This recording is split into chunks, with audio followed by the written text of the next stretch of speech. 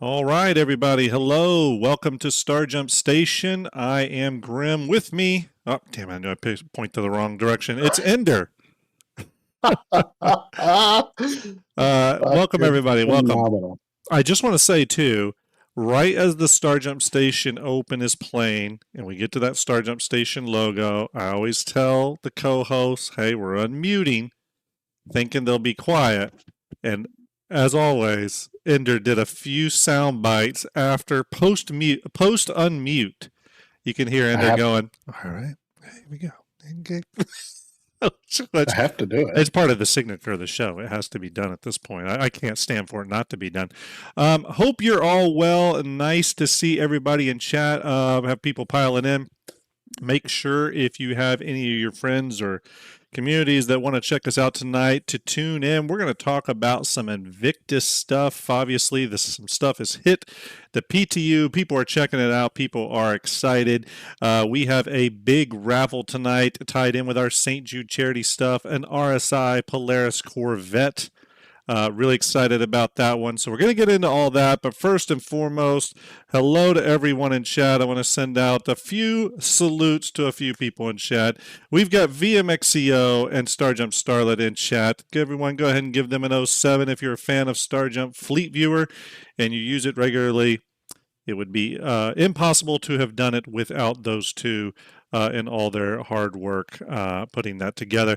Also, a big 07 to C Daddy CIG. Thanks for hanging out with us tonight, C Daddy. Hope you are well. And all of our usual people in chat. All the usual folks have come out tonight. Nice to see everybody. Thank you for hanging out with us. We had a great push last night. With our stream, talking about the Javelin. We talked all about the Javelin. It was a great time. Oh, a donation's already coming in. Eagle0013 donating $100 to unlock a red wagon. Unlock a red wagon. Sorry, had to hit C Daddy. I'm former Navy C Daddy. Just so he's former Navy. That's right. Eagle, thank you very much. Salute to you. Misha coming in with a $10 donation. You know what? Before we get into anything, we need to go ahead and jump into St. Jude. So let's go ahead and do that since we got some dollars coming in. Eagle and Misha. Let's talk about St. Jude. Thank you very much for coming in with your donations already. All right, we're clicking over, everybody. Here we go. It is St. Jude Play Live. Going on right now for the month of April and May. This is the last day of April. We have now been doing this for 30 days, raising money for sick kids and their families through the Starjump Guardians Pink Hat Squad St. Jude 2025 campaign. You see Ender right there. So I can send you your pink hat, Grim. Oh, yes. Yeah, we need to do that. I mean, you need to do some shipping. It's been a successful first 30 days of this initiative. We are currently we have raised $10,227 for sick kids and their families suffering through cancer, dealing with some of the worst nightmarish stuff imaginable.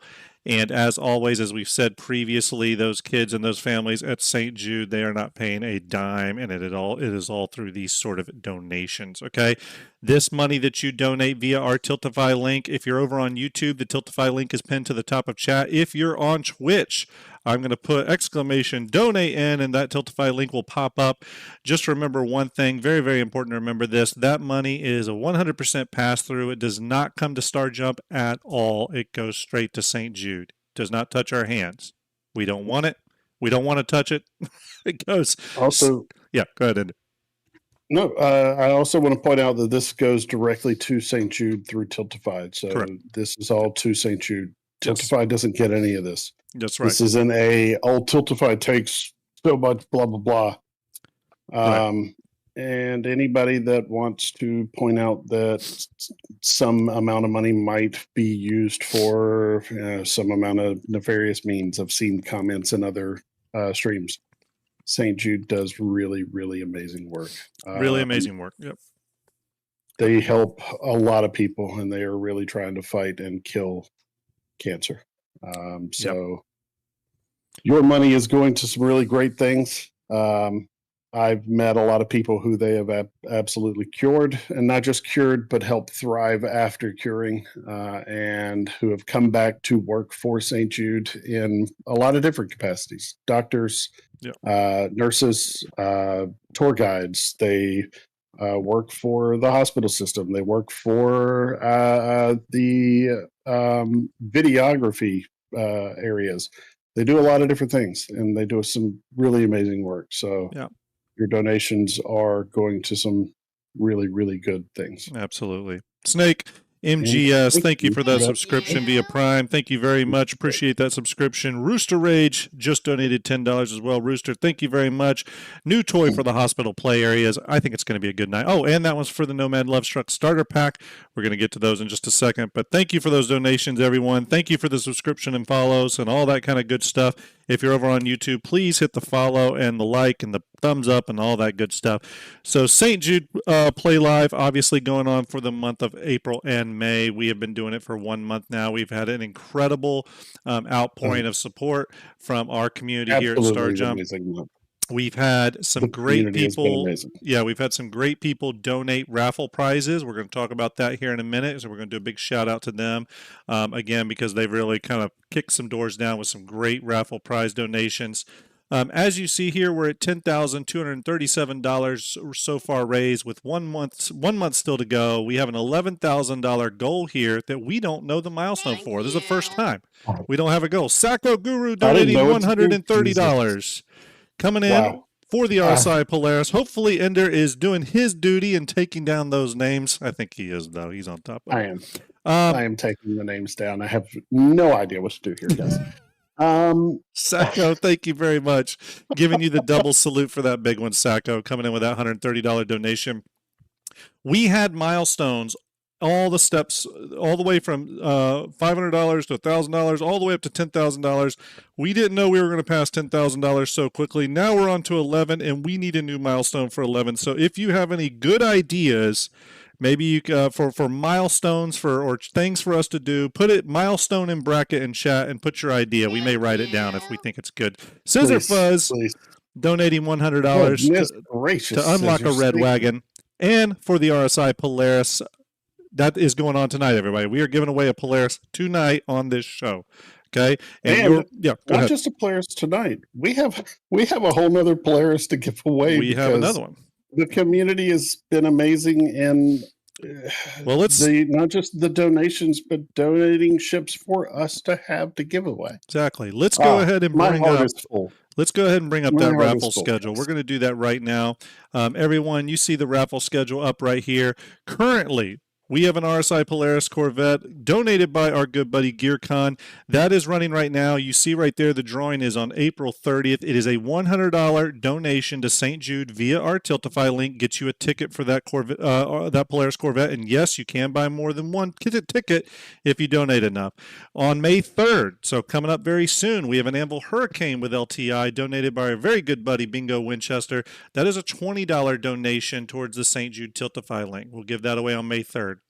And on May 6th, with a $10 donation, you can get a Nomad Love Struck starter pack ticket, also donated by GearCon. Those are the ones currently going on. Okay, but we have a lot more. Okay, so I'm going to go click over here. Oops, not that one. I'm going to click over to this one. Get too many things. We still have a lot of prizes to give away over the course of May. We have another RSI Polaris Corvette. We have an Anvil Carrack. We have a Super Hornet. We have an Anvil Hawk, an Aegis Gladius Valiant. We still have 5 Starjump Challenge coins, the one you see spinning there. We still have 5 of those to give away. And we still have 3 Starjump Custom Fleet Viewer liveries to give away. Okay, 3 of those. So it's going to be a really incredible May. It's already been a really incredible April. I want you all in chat to give yourselves an 07 because you deserve it with all this incredible generosity you've been showing over the month of April. Okay? Seriously, guys. Yeah. Now, let's talk about this that's on screen right now. Tonight is the RSI Polaris raffle drawing. This has been running for over the entire course of April. We've been taking donations for it. Jeff Worthen donating $125 towards the Polaris. Jeff, longtime Starjump supporter. Jeff, giving you the old double salute. Ender, we got the money coming in for these kids. I feel good about it. Who's curious just how many entries we have for the Polaris? Is anybody curious for that? We should check. Yeah, we should check. I know exactly how many. All right. How many entries do we have, Ender? 45. 45. So your chances are actually pretty good. Your chances are It's not like really thousands. good. You know, when some people do the big ship giveaways, right? And they have like 5,000 people that have entered. We've had You've 45 got- people enter. So there you go. Your chances are good. Actually, it's not 45 people have entered. We've That's got true. 45 claimed. Mm. Some have Right. entered it multiple times, Right. but if So we it's beat actually left. 11,000 tonight, I don't know what I'm going to do with myself. Jeff Look, Jeff I feels have, confident. Jeff feels Jeff, I confident. have cried a few times during this, not even on stream. Okay. Yeah. And a couple of times on stream. I haven't, we haven't surpassed 7,500 in a single run since I started fundraising 3 years ago. And here we are at almost 11K, and I don't know what to do. Can I go ahead and interrupt you there? Because that's something I want to highlight, everyone. While we've been pushing hard this year, this is something Ender has spearheaded over the last several years here at Starjump, the St. Jude campaign. Yeah. And I want everyone to take a peek down there to the lower right. Our lifetime fundraising is now $27,035. Everyone give Starjump Ender a big 07 as well. All that, a lot of that money, the majority of it is through his efforts over the last few years. He's inspired me to get involved, and he's inspired, I think, all of the Starjump community, or as DG360 says, community, to get involved. So, Ender, we love you, buddy. Thanks for all your efforts over the last few years. I agree with Jeff. I think this is going to be a successful night. We've already had a ton of money come in. Big salute to everyone who's donated already tonight. Seriously, that means a lot. Okay. But here we go. The RSI Polaris Raffle drawing, will be doing it at the end of this episode. So you have till the end of this episode to donate to the St. Jude Tiltify link, the Starjump one, and get your raffle tickets purchased when you donate towards that RSI Polaris. Okay, so we have till the end of this episode. Now, we are talking about stuff other than St. Jude. Don't worry, we got lots of stuff to talk about today. The next thing we're going to talk about is this thing. Quantum Vegas 2955. You've heard me all mention it before. Yep, you've heard me all finish or talk about this before on the preceding streams. We are 72 days out. This is going to take place on Saturday, July 12th, 2025 at Area 15, one of the coolest venues I've ever seen in Las Vegas. What a better place for a Star Citizen get-together. It's going to be an incredible, incredible time. I'll scroll down here to some of the guests that are going to be here. It's a who's who of guests and speakers that'll be at this event. We have DePoets, tech blogger, tech content creator, awesome dude as well. DePoets will be there as a guest host. We have Kim Ellis and Nate Ellis from EE Studios. They are going to be there as panel guests as well. And I'm also going to have them on an episode of Starjump Station coming up soon, like within a week or two. I've already been in discussions with Nate. In addition, we have Sean Tracy, Senior Director of Tools and Tech Content at Cloud Imperium Games. He'll be there doing a panel. Serious Fun is one of our moderators, and so is Griffin Gaming RPG. Big shout out to Griffin Gaming, by the way. I don't know if he's in chat right now or lurking, but Griffin has really put a lot into putting this event together. I know he's not going to shine the light on himself, but yeah. Commander Fran is a special guest. He is the global coordinator and also puts on the Beacon events over in Europe. Really huge, big Star Citizen event. I've actually done a few things for them. It's going to be great to see Fran in person. In addition, from CIG, though, we have Tyler Whitkin, a.k.a. Xylo, and Galactica will be there as well. We have Nick at Night, special guest. Nick is really talented at putting fan bar citizens together, so it's really exciting that he's going to be there. He's also very, very tall, and that was shocking to me. Next, we have the very own Paul Shelley, the Astro Historian from the Astro Pub, will be there doing a panel as well. Obviously, the Star Citizen lore expert within the community. And then last but not least, you will have Starjump Grim doing a panel on ships of some type. I think I've kind of figured out what my panel is going to be. It's going to be interesting. But you also will probably see Ender there. Me and Ender got to talk about it. We got to work out some logistics, but I think we can make something happen. I did some pricing of things, and it's actually much more affordable than I thought.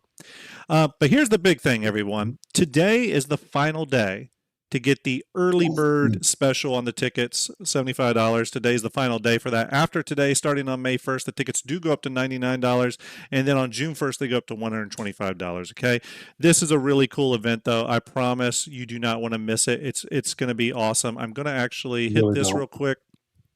So you can see it. Let me pop this over and we'll watch it. This is one of the promos. Let me play this real quick for everybody.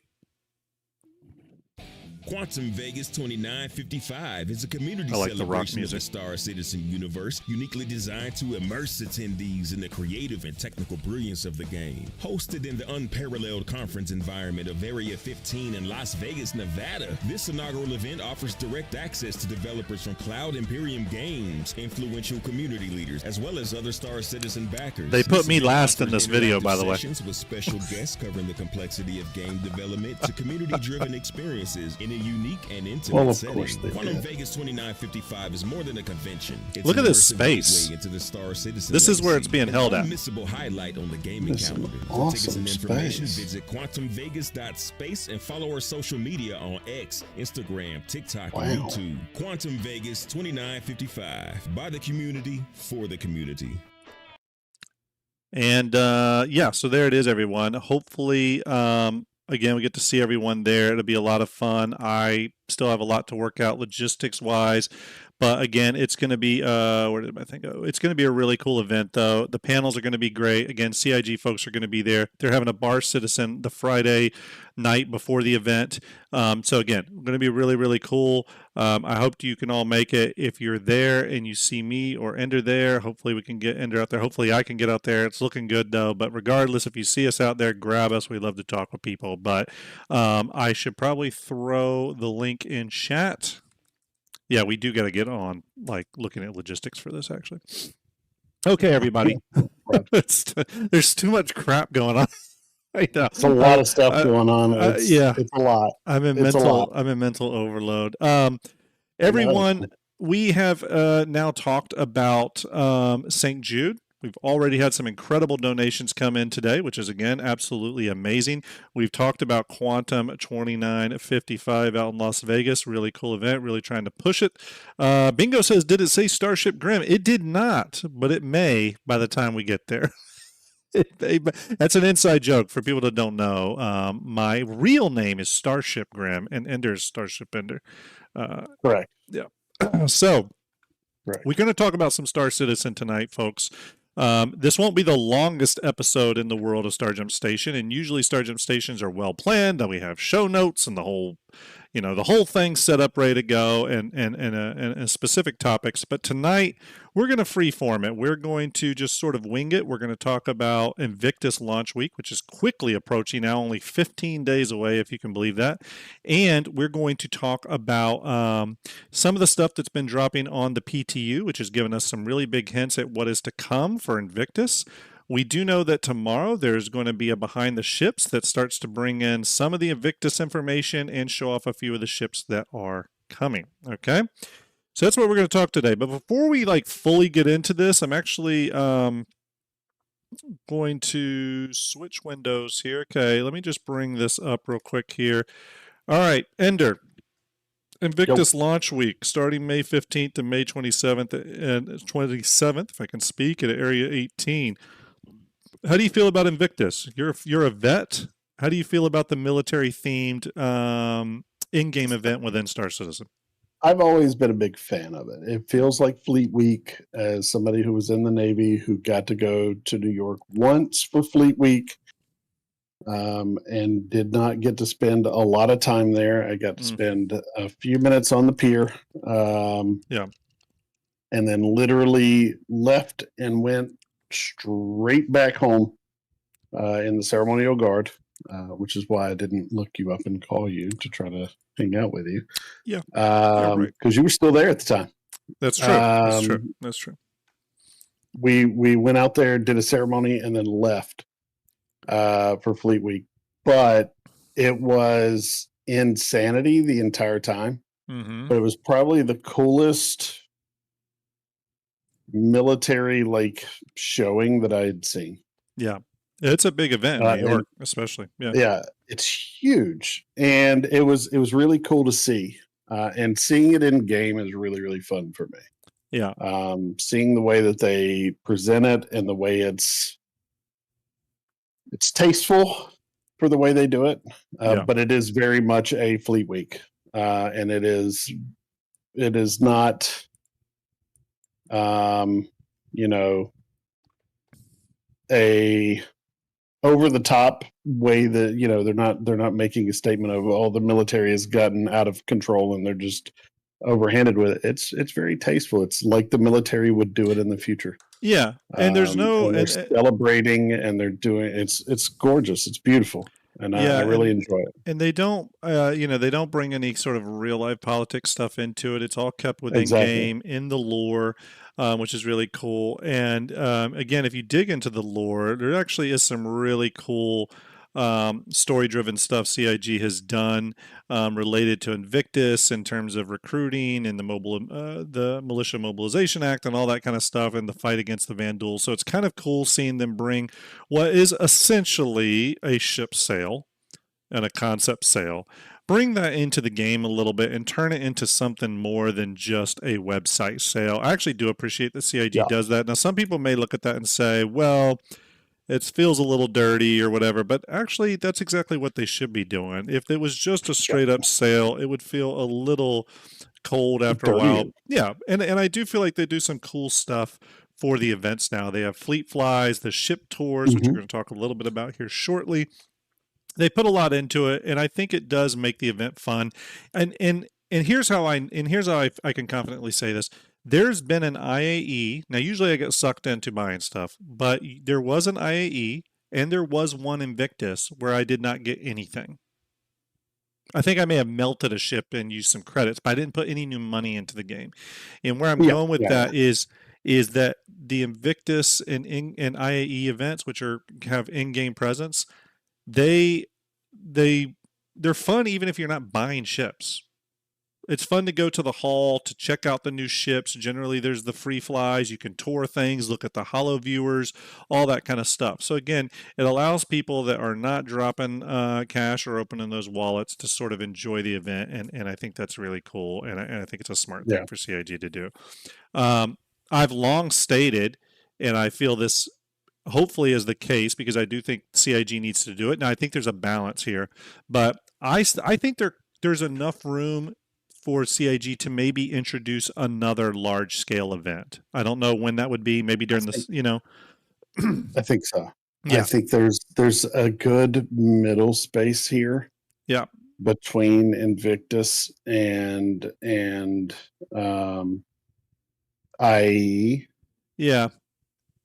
That you've got a spot, I think, there.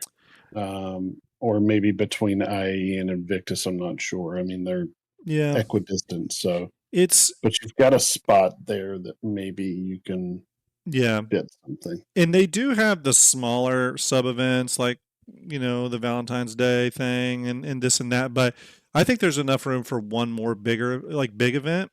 And I do think if it was more industrial themed, that would be good. Now we've saw Workers Week that was a couple weeks back. I think that could be turned into something a little bigger and maybe even shifted during the summer a bit. But if you look at the funding, I think there's enough room for one more. I mean, you do have to be a little careful. You don't want to tire people out, but I think there's enough room. You for definitely one more. don't. Yeah.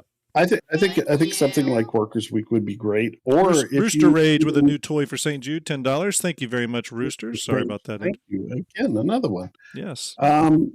No, I think maybe if you did two, maybe not as big as Invictus and IE, right? Yeah. But medium size. And here's what you got. Maybe you do Workers Week, right? Make it bigger.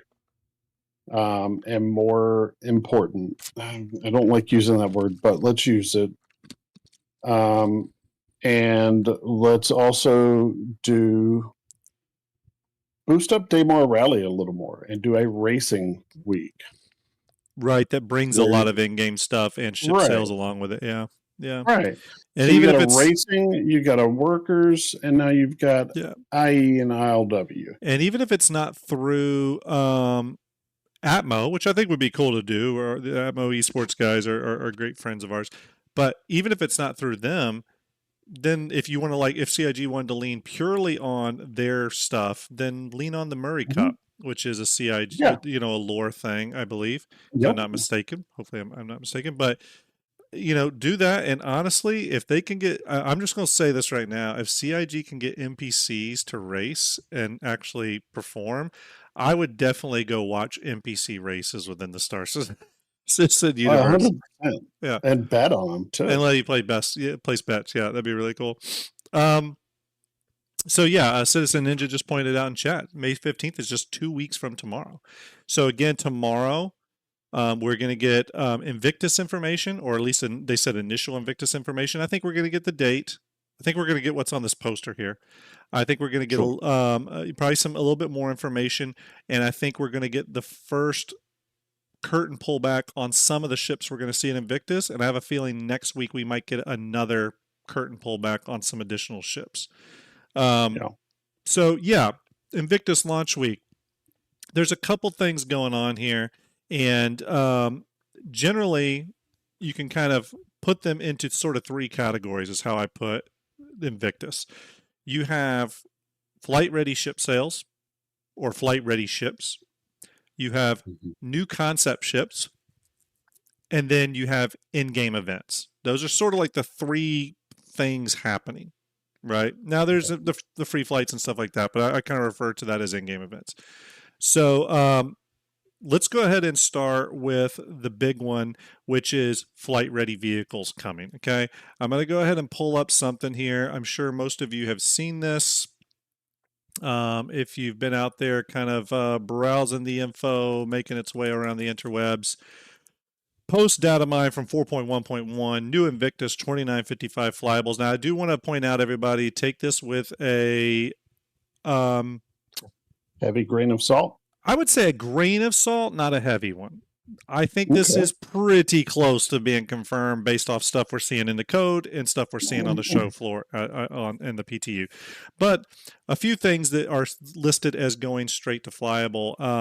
We have the Mirai Guardian MX, a missile boat variant of the Guardian. We have the Grey Cat MTC, otherwise known as Mobile Tactical Center. I think that's a small ground vehicle. We have the Anvil Asgard listed as a heavy-duty transport, and there's been a lot of hints and stuff surrounding this being a possible Valkyrie variant.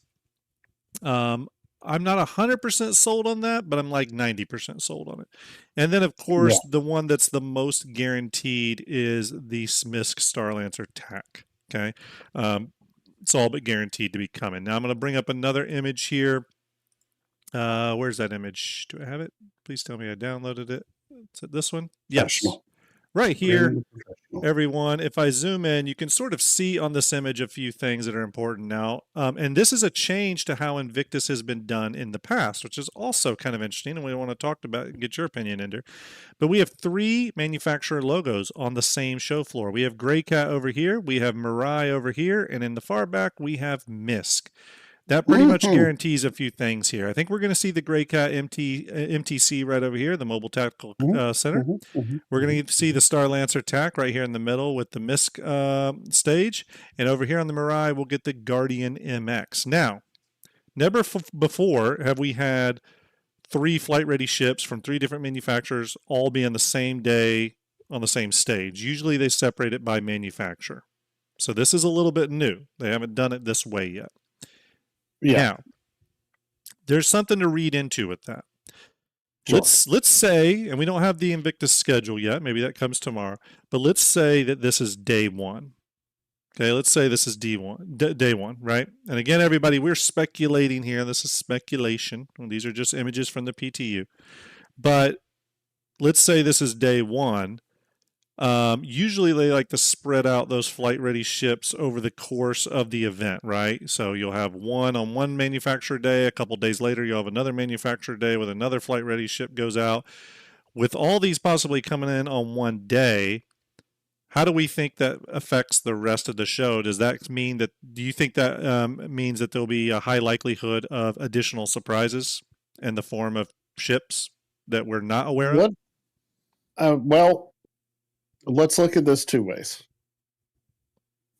Let's look at this two ways. Let's look at it from the hopeful perspective. Let's get on some hopium for half a second, Yeah. and let's I got suck it up. I got a big okay? glass of hopium right here.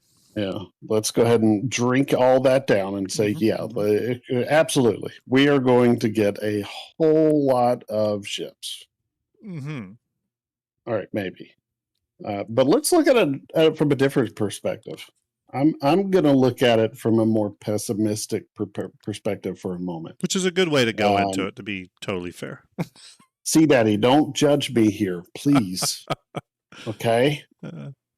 What if they're just tired of having all of their surprises dropped and they're just like, fuck it. Let's put all of our surprises out on the first day. Let's put them all on the same floor. Yeah. And here they are. Now see, with Ender's language, we have to hope that none of the kids are watching this tonight. It is past 9:35. I can confirm that they are currently not watching. So, I mean, there's some fuel to that argument, though, because I've always wondered about the ships that come in on like the last few days that go straight to flyable and how they sort of almost have a little bit shorter sell period. Yeah. Now, CIG will sometimes keep those sales going after Invictus, but I feel like the most sales happen during the event, right? See, I could be wrong. Is smoking that hopium up. Yeah. Well, inject. Just go ahead and pat that vein, Eskimonian, and inject it all the way. It's fine. I want you guys to have that hope. And I'm not saying I don't. What I'm saying is I'm looking at this from a different perspective with the hope that I'm wrong. Mm-hmm. With the understanding that perhaps there is another perspective here. Sure. This is new. You know what I mean? This isn't their normal thing. So why are they doing something new? Is it because they're trying to make a statement or because they're just trying something different? This didn't work last year. Let's try something new. Right. It's entirely possible. They're just going, what we did last year didn't work. Let's try this differently. Well, and their funding was great last year, so it could just be them trying new things to maximize sales for all we know. I mean, it's really hard. It's really hard to know.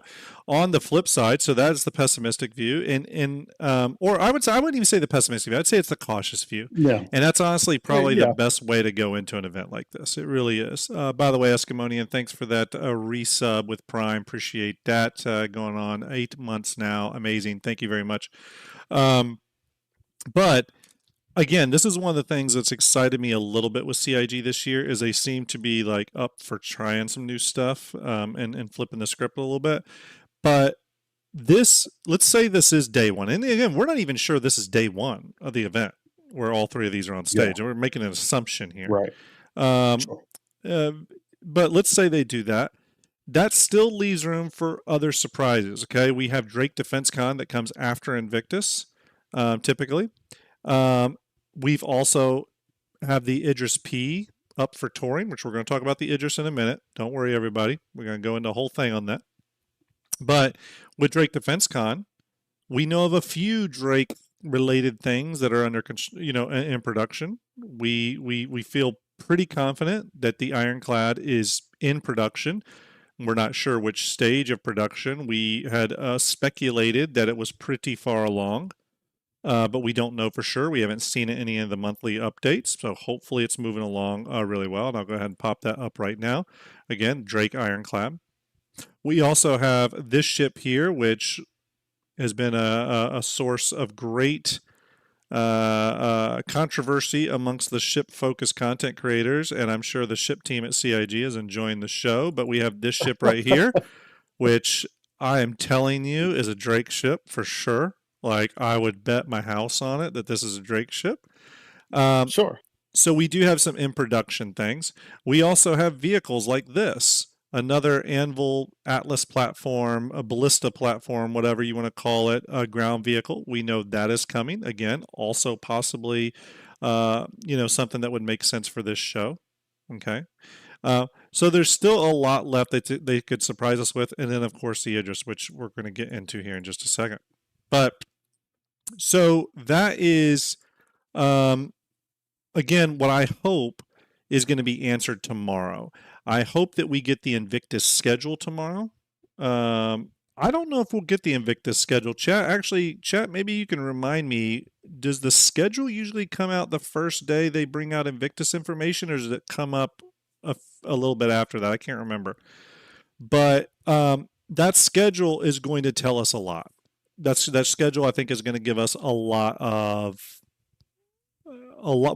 stuff to speculate on, but that schedule is going to give us some clues, I think, to how the event is going to be parsed out and whatnot. So really excited. Hopefully we do get information about that. Now, let's go ahead and talk about a couple of those ships that were mentioned. Okay, obviously the Starlancer TAC. It's on some of the Invictus poster key art. We know it's coming. You can see the misc area on the show floor. The Starlancer Max has been out for a while now.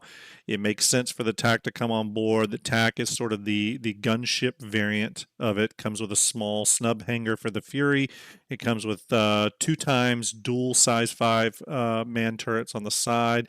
It's got a medical suite in it, etc., etc. Let's talk a little bit about the Starlancer TAC, and we've talked about it before, so we won't keep this super long. Ender, thoughts on the TAC? Does it interest you at all? I know the Max is sort of one of the first MISC ships you've kind of liked. Does the TAC do anything for you? I mean, I'm sure I could do something with it, but unfortunately, right now there's just not a lot of in-game stuff for me. For you know my reasoning. I can't play right now. So, but even just from like a future gameplay standpoint, from a future gameplay perspective, the TAC doesn't do a lot for me. Yeah. I think the Max does. I've enjoyed the Max lately. Yeah, it's the build, and I think anything that I get Starlancer style before the build is just a holdover until the build. Right. Which I would get a Starlancer build all day long. Yeah. I like the look of the Starlancer. The Starlancer is, I don't know. I just like it. But for me, because of the way the cargo works, it's just, it's the build or nothing. Well, and I think what we're going to see is a lot of people take the Starlancer upgrade path, okay, where they have a Max, they're going to upgrade to the TAC because it's the new hotness, and then they're going to go from the TAC to the build, because I do think the pricing is going to follow that metric as well. I think the Max is the cheapest of the 3. Did we just have sorry about that. Let me go back here. Rage just gave out 5 community subs. Thank you very much, Rage. Going to give you the old double salute for that. Thank you very much. Appreciate that. I see a few people got those. Congratulations on those subscriptions. Papa Juggernaut in chat. Papa, hope you're well, buddy. Very cool. Thank you so much, Rage. I do appreciate that. So I think some people are going to take that path, right? And I think that is how the pricing structure works. I think the Max is the cheapest. I think the TAC is going to be a little bit more expensive than the Max, and then the build is going to be the most expensive of the 3, right? So that is the Starlancer TAC. No big surprise there that one is coming. I think that was the one that was probably the most assumed. So again, it makes sense that it's coming. And it'll be cool to see. It's just out of the MISC ships, I do really, like you said, I do really like the TAC, the Starlancer. I think they did a great job designing it. It's a beautiful ship. All 3 variants, I think, are going to be cool to see out flying around. And like Alex Wang on YouTube says, the TAC is like a mini Odyssey. And you're right, it is kind of a mini Odyssey. It doesn't have the exploration component, but the utilitarian component with the medical bay, which that medical bay is going to be huge. But the medical bay, the little snub hanger and stuff, that's going to excite people. Now, let's move on to the next thing. I want to talk about this silhouette. Okay, this is the I assume, I am speculating, chat. I do not know this for sure. I don't have any inside information on this one, but I am assuming that the vehicle we're seeing here is the Grey Cat MTC, or known as the Grey Cat Mobile Tactical Center. Mobile Tactical Center is an interesting name for what I think is this ground vehicle, right? A lot of people, including myself at first, thought Mobile Tactical Center must mean it's some sort of scanning or command and control ground vehicle. And I got to thinking about that, and I thought, you know what, that's got to be what it is.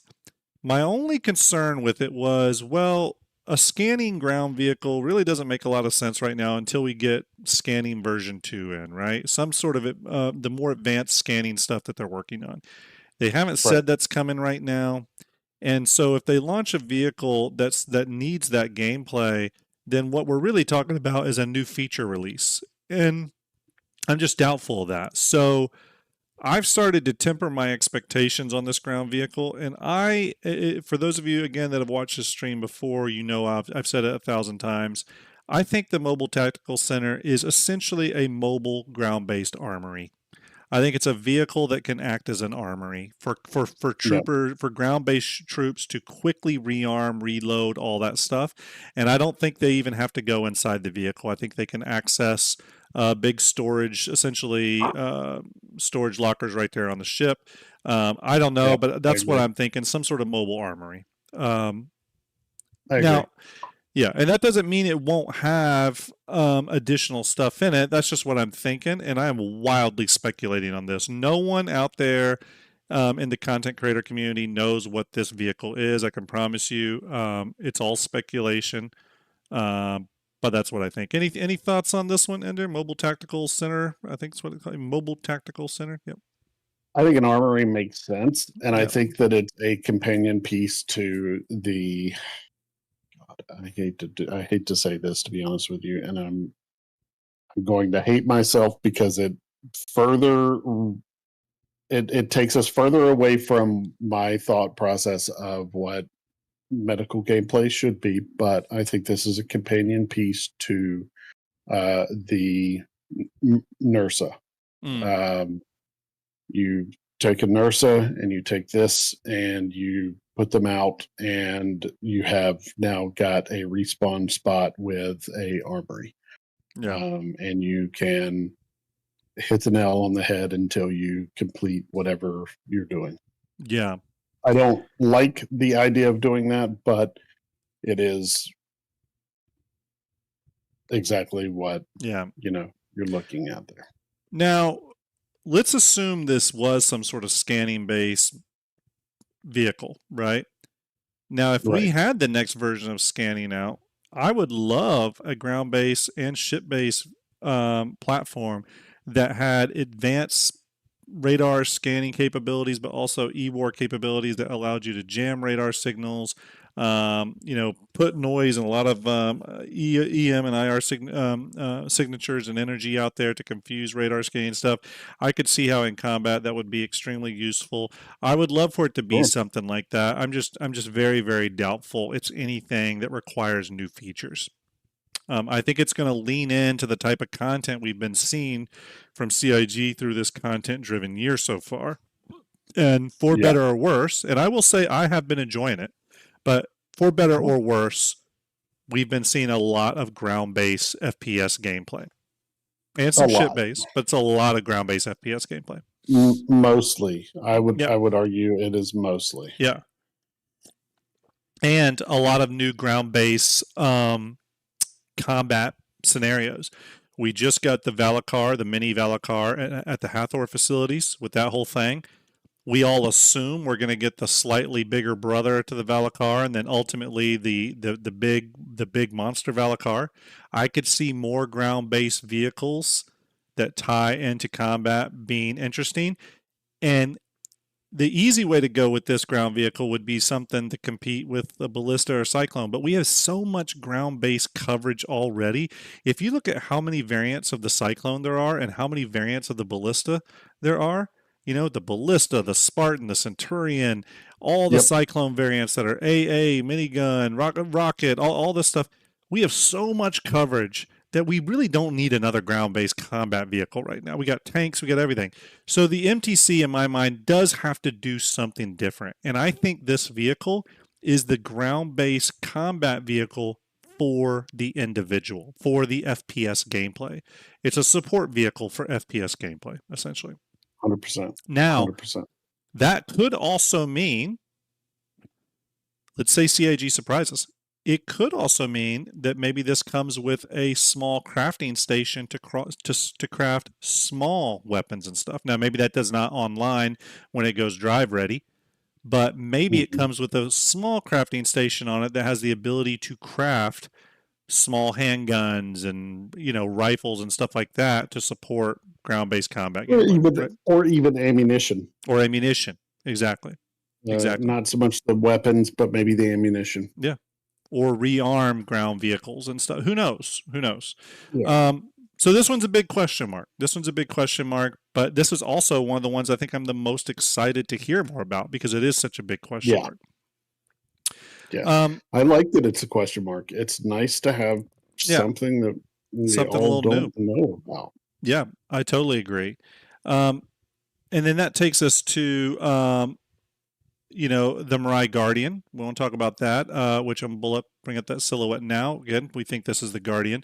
This is known as a missile boat Guardian variant, Guardian MX. This one interests me the least because I'm not really into the Guardians. I actually think they're really cool ships, and I like them a lot better than the Fury. A lot more than the Fury, yeah. Yeah. I feel like they have really nice design characteristics and all that stuff. They just don't appeal to me as like the type of ship my character would pilot. Because when I do play with a sense of role play always sort of embedded. So, but I don't know about you, Ender, but I think this is going to be one of the biggest sellers at this year's Invictus. Oh, yeah. Ship. And I think it's 100%. gonna have, they're gonna have packs for this. I'm sure that you can get all three Guardians if you want. I think you're gonna see a lot of people upgrade their current Guardians to this variant if they want. It's all gonna come down to the loadout on this. If it's some sort of torpedo or missile variant, we'll have to see. But I think it's gonna sell well. Is where I'm going with this. I'm thinking it'll be a Torp variant, multiple Torps, and it's gonna be just a torpedo thrower. It's going to throw a lot of them, and it's going to, sure. It is what it is. It's nice, but it's not for me. Yeah, VMXEO says he'd love a bounty hunting Guardian variant of the Guardian. Very possible. I mean, that's what I think this Drake ship is now. I used to say heavy fighter. I actually think this is a bounty hunting variant. I think this is I can see that. another version of the Razor Crest, essentially, is what this is. Yeah, I can see that. But yes. So let's talk about the fourth vehicle on that list. We've talked about the Grey Cat. We've talked about the Guardian. We've talked about the Starlancer attack. The other rumored vehicle, I don't have a picture, by the way, of its place on the showroom floor, but there is a place for something from Anvil. Okay. We've heard a lot about the Anvil Asgard. We've heard that it's a Valkyrie variant. This has come out in a lot of the links. And while there are some connective tissues there with some of the code, we still don't know for sure. I mean, it still technically could be that Anvil Ballista variant for all we know. It really could. Right. Yes, there is a lot of hints that suggest it's some sort of Valkyrie variant in terms of the size and everything like that. Some sort of about 45-meter long vehicle, or 45-meter long ship. But again, I wouldn't bet your house on it. Okay. Some of the evidence that has been found, in my opinion, is more referential code and not specifically calling out the Asgard specifically. We haven't even had any official information through sound files or anything that literally calls it a ship. For again, all we know is it could be a ground vehicle. And Charlie McAwesome there in YouTube, which is a great name, says there's two places for Anvil ship/vehicle. And that's right. On that floor area where there's a space for a new Anvil whatever, there's also a smaller area right next to it with another place for an Anvil something or other. So we could get a new ground vehicle and a new ship for Anvil for all we know. Very possible. Very true. So those are some of the things that are percolating right now. Those are the things we kind of feel pretty confident are going flight ready to some degree. So if any of those interest you, you should be having a good Invictus. Now let's talk about the next one. And this one is a little bit controversial, but it needs to be talked about. Okay, let me go ahead and close some of these here. We're going to pull it up, everybody. We're talking about this. Okay, we're looking at it from the rear. Now, I went and checked this out today very briefly. All the servers weren't crashed almost immediately, and I couldn't even get in the ship, and none of the doors would open. But this is the Idris parked or docked on top of ArcCorp Tower, which is really cool. You can actually see it from the ground. It's really neat. But there's something pretty special here, and it is that this is not an Idris M, which, remember, Invictus is a military event, but this is not an Idris M. And we'll pull up this next image, and I want you to look at where the railgun normally is on the bottom of the Idris. This is the Idris P, the Peacekeeper variant, the civilian variant, which is quite interesting. Okay? There are other differences between this ship and the M as well. For example, the missile room and the Idris M, the big missile room that they just added. On the Idris P, it is another cargo room. Okay? We've seen code string come in specifically talking about the Idris P. We've also seen some code in the 4.1 Evo files specifically mentioning the Idris K kit, okay, with the size 10 bearing laser beam weapon. What I'm trying to say here is it is very odd that we're seeing the P variant in a military event. They should be showing the Idris M, and the fact that we've seen these code hints to me suggest something odd is happening when it comes to the Idris. Another thing that leaked out was insurance claim timers and expedited insurance claim timers for the Idris have leaked out. I think it's got an insurance claim timer, by the way, of like 2 or 3 hours. I forget what it is. It's pretty long. 5 days. Yeah. But that along with the fact that the Idris P is sitting here, to me, suggests it's possible the Idris could be going to backers at Invictus as a big surprise. Now, Andrew, I want to get your thoughts on this, but I'm going to go ahead and lay mine out first because I've been following this so much lately. And for me, again, let's posit, for example, for just a moment, that they are going to release the Idris to backers at Invictus. Okay, that's the big surprise, right? They're going to do. It still is odd that the P would be tourable, but I have a thought at that. For one, and I'm not sure if people have noticed this, but the Idris is actually not at the Invictus Bevic Center location. It's on top of ArcCorp Tower. So maybe the P is there off-site from the other military vehicles, right? It also could be tied into the Mobile Militia Act, right?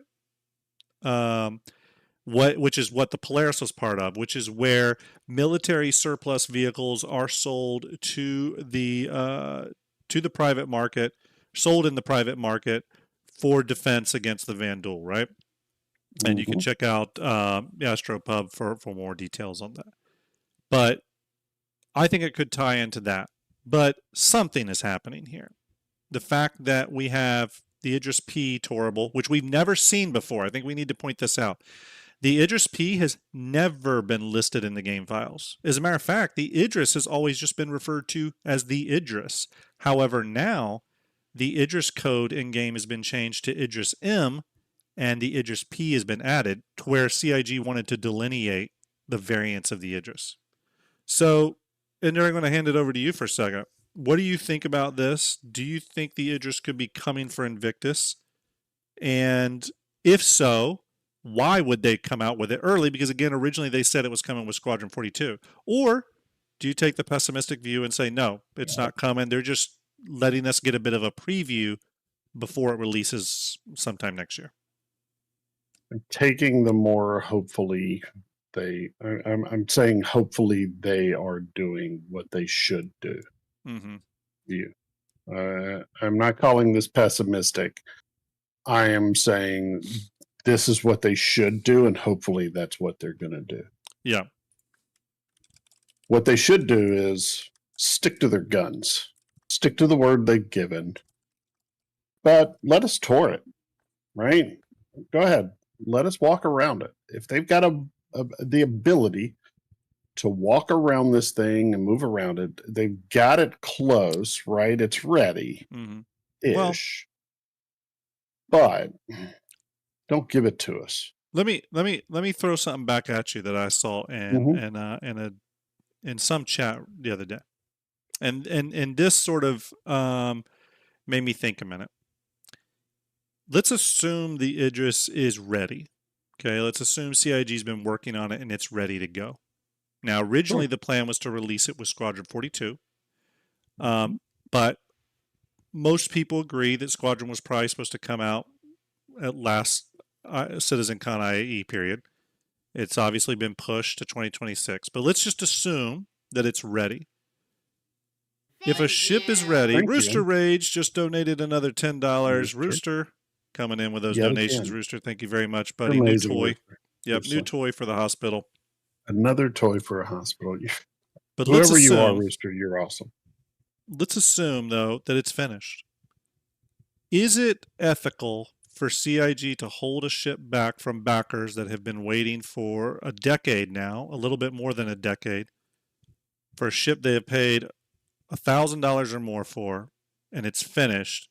Should they hold it back from an ethical standpoint? Where's the ethical conundrum when they said it would be coming with Squadron 42 and Squadron 42 is not out?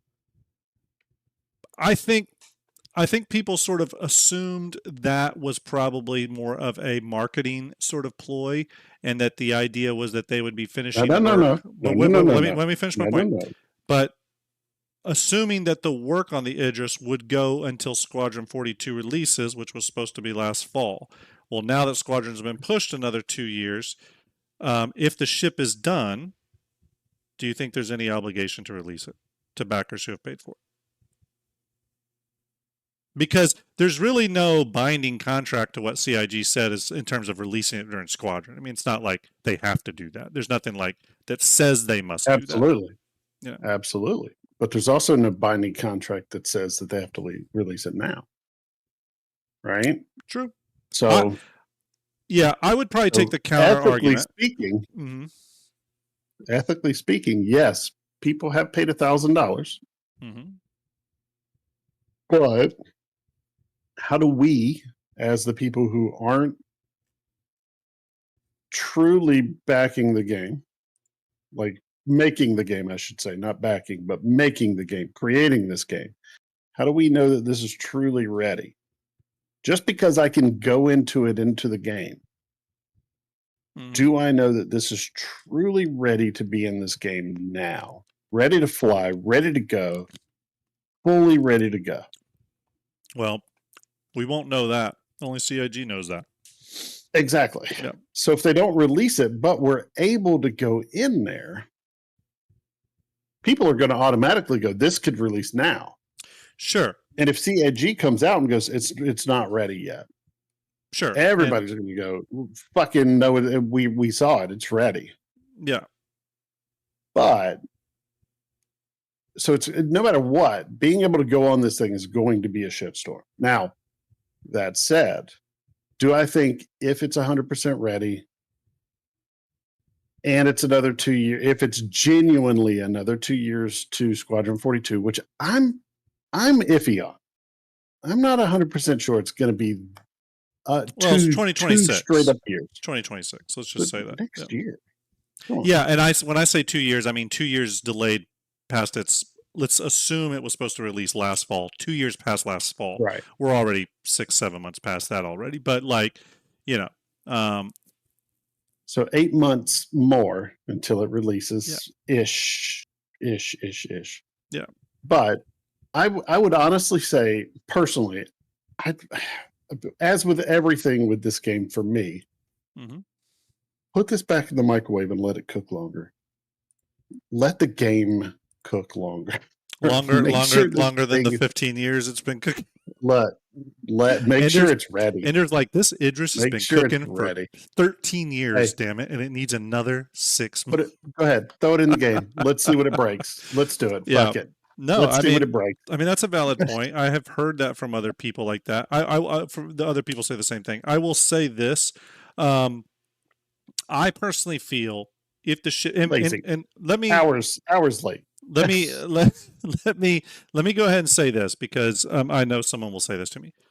I will fundamentally say right now, no ship is finished, even in the game No shit, currently right yeah. now. Until we have resource Exactly. management, armor, until Star Citizen 1.0 comes Exactly. out, no ship is finished actually. Okay.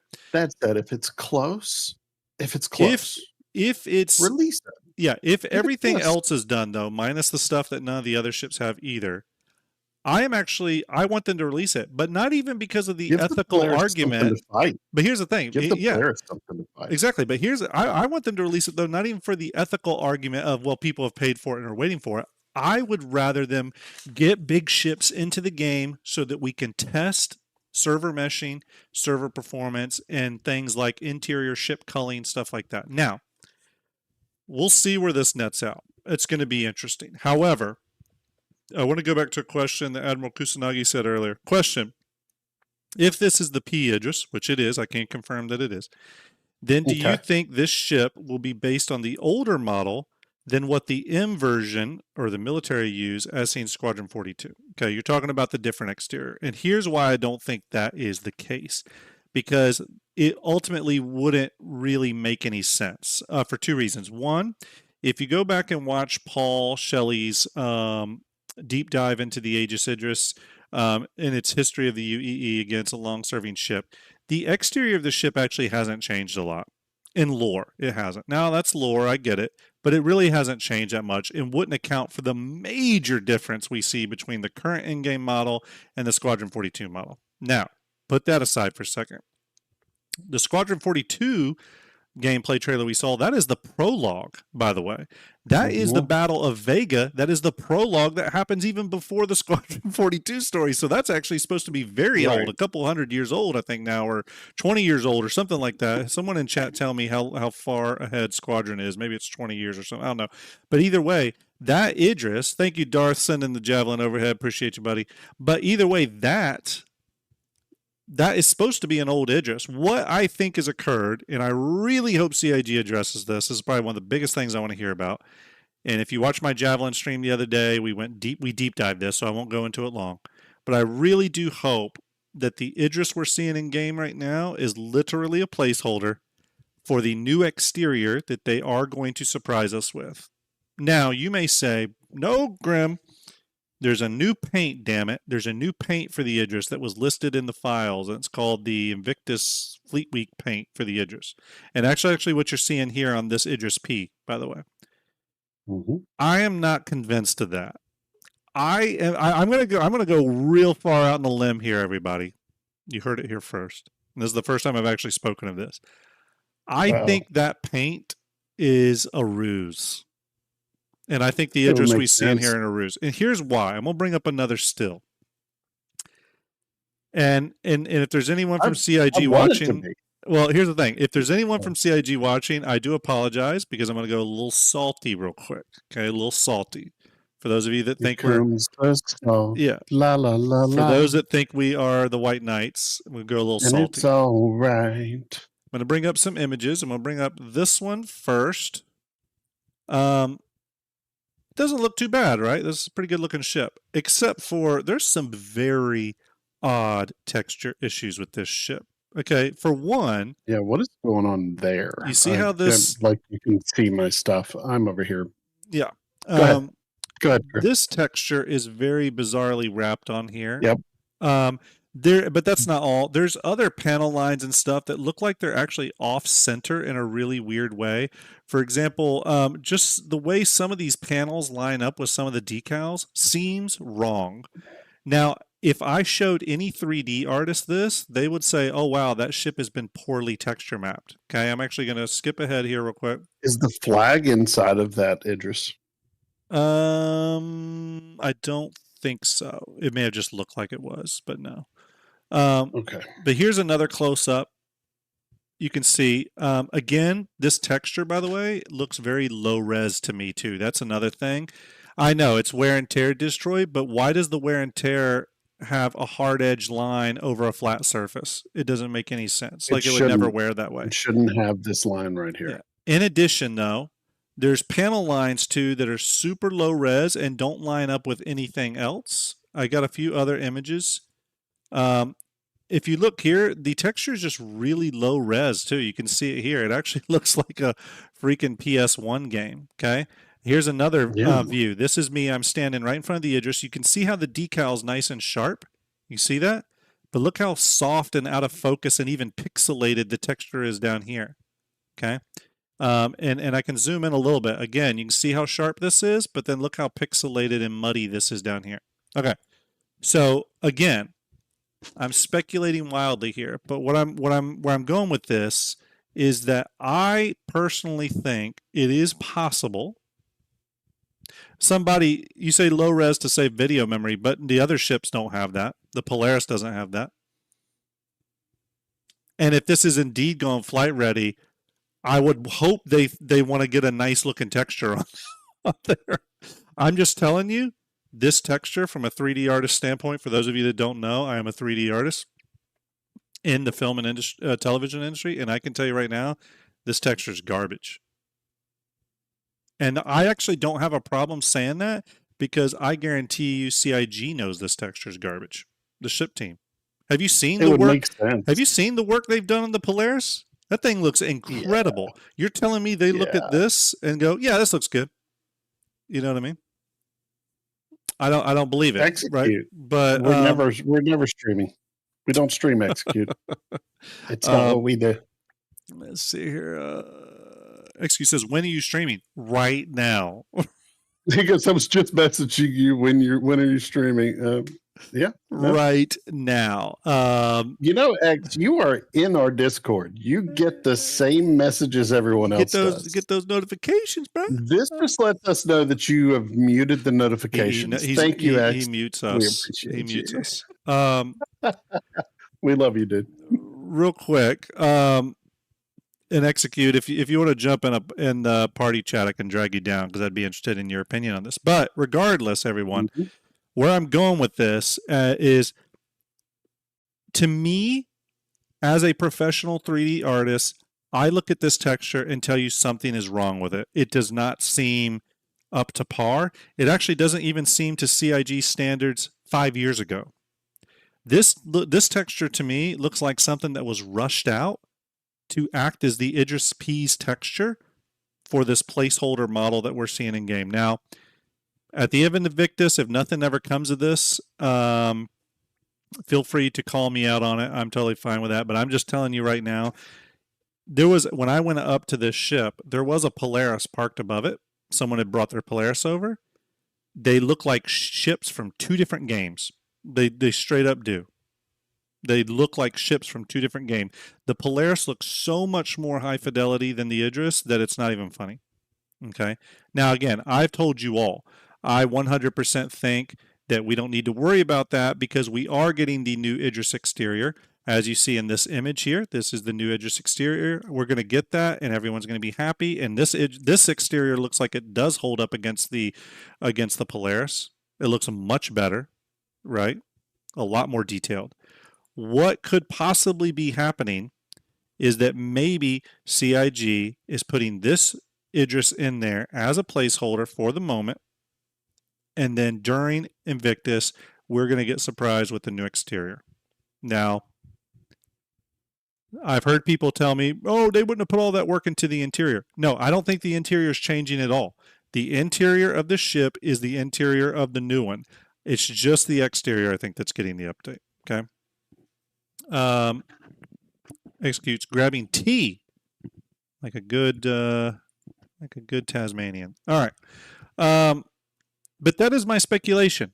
And I know it's a wild one. I know there's a lot of people out there that are calling me crazy. But again, if CIG, let's go back to that thing we were positing in there. If this goes flight ready, if this goes out to the backers as is, I 100% agree with you that it should be held back. Because right now, let's put aside features, the fact that it flies, it can fire its railgun, all this stuff. Just texture work alone, this ship should not go out the door as is. It needs work. It needs help. she's a shit show, Yeah. as it were. Yeah, the texture needs work. Real quick, everyone, we're going to pause this discussion because I do think Execute will jump on in a minute. We can talk about some of this stuff with him as well. But real quick, I want to go back over, you know what I'm bringing up. I'm bringing up the current raffles for St. Jude Play Live. Right now, we have 3 raffles going on if you donate to St. Jude Play Live via the Starjump Tiltify link, which Ender will pop into chat once again. It is also on YouTube, pinned to the top of chat over on YouTube. If you go to that Tiltify link, you can donate $100 towards St. Jude. That will give you an RSI Polaris Corvette ticket for the raffle we're drawing at the end of this episode. On May 3rd, for a $20 donation to St. Jude, we're doing a giveaway for an Anvil Hurricane with LTI. And on May 6th, we're doing a giveaway for a Nomad Lovestruck starter pack. $10 donation for that one. You can get on those. But the Polaris, or our first Polaris, is being given away tonight. So if you want to get a raffle ticket for that, now's your time. All right, I'm done. We got about Terrible song. Sorry. we got about 45 minutes left until we do that RSI Polaris raffle. Okay, so go ahead and get your raffle tickets while you can. All right, let's bring Execute down here. Stand by. And there's Execute. Execute, how are you? Hey, I'm good. How are you guys? Doing well, doing well. We're talking about the Idris P, which I went and looked at in game today, although I couldn't get inside it and could barely look around it because the whole server was melting and bursting into flames. But it's a shit show. There's so many problems with it. So the reason you couldn't get in was someone went inside, closed the door, and locked it. Ah, okay. And then on other servers, so many of the ships, Idrises, have been rammed by player ships. It's literally exploded. There is no Idris on some servers because of it. Why is it not invulnerable? Why does CIG not have an invulnerability tag on this ship? Why are ships able to park anywhere near it? My God. There's like, and the worst part is like, because of all the ships ramming the Idris, there's just debris that has all fallen down into the courtyard. You can't, sometimes you can't even get out of it. Like, to get out of my hab today, the hab area, I walked down to the plaza, couldn't get through. I had to kill myself, respawn at hospital to get past all the debris. Yes. It was that weird.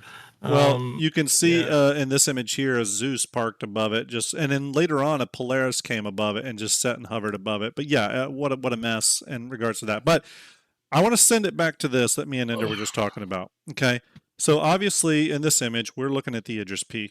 Okay, clear as day. It's got the cargo room where the missile room should be. It's definitely the Idris P, lacking its size 10 railgun. Now, one thing I was pointing out.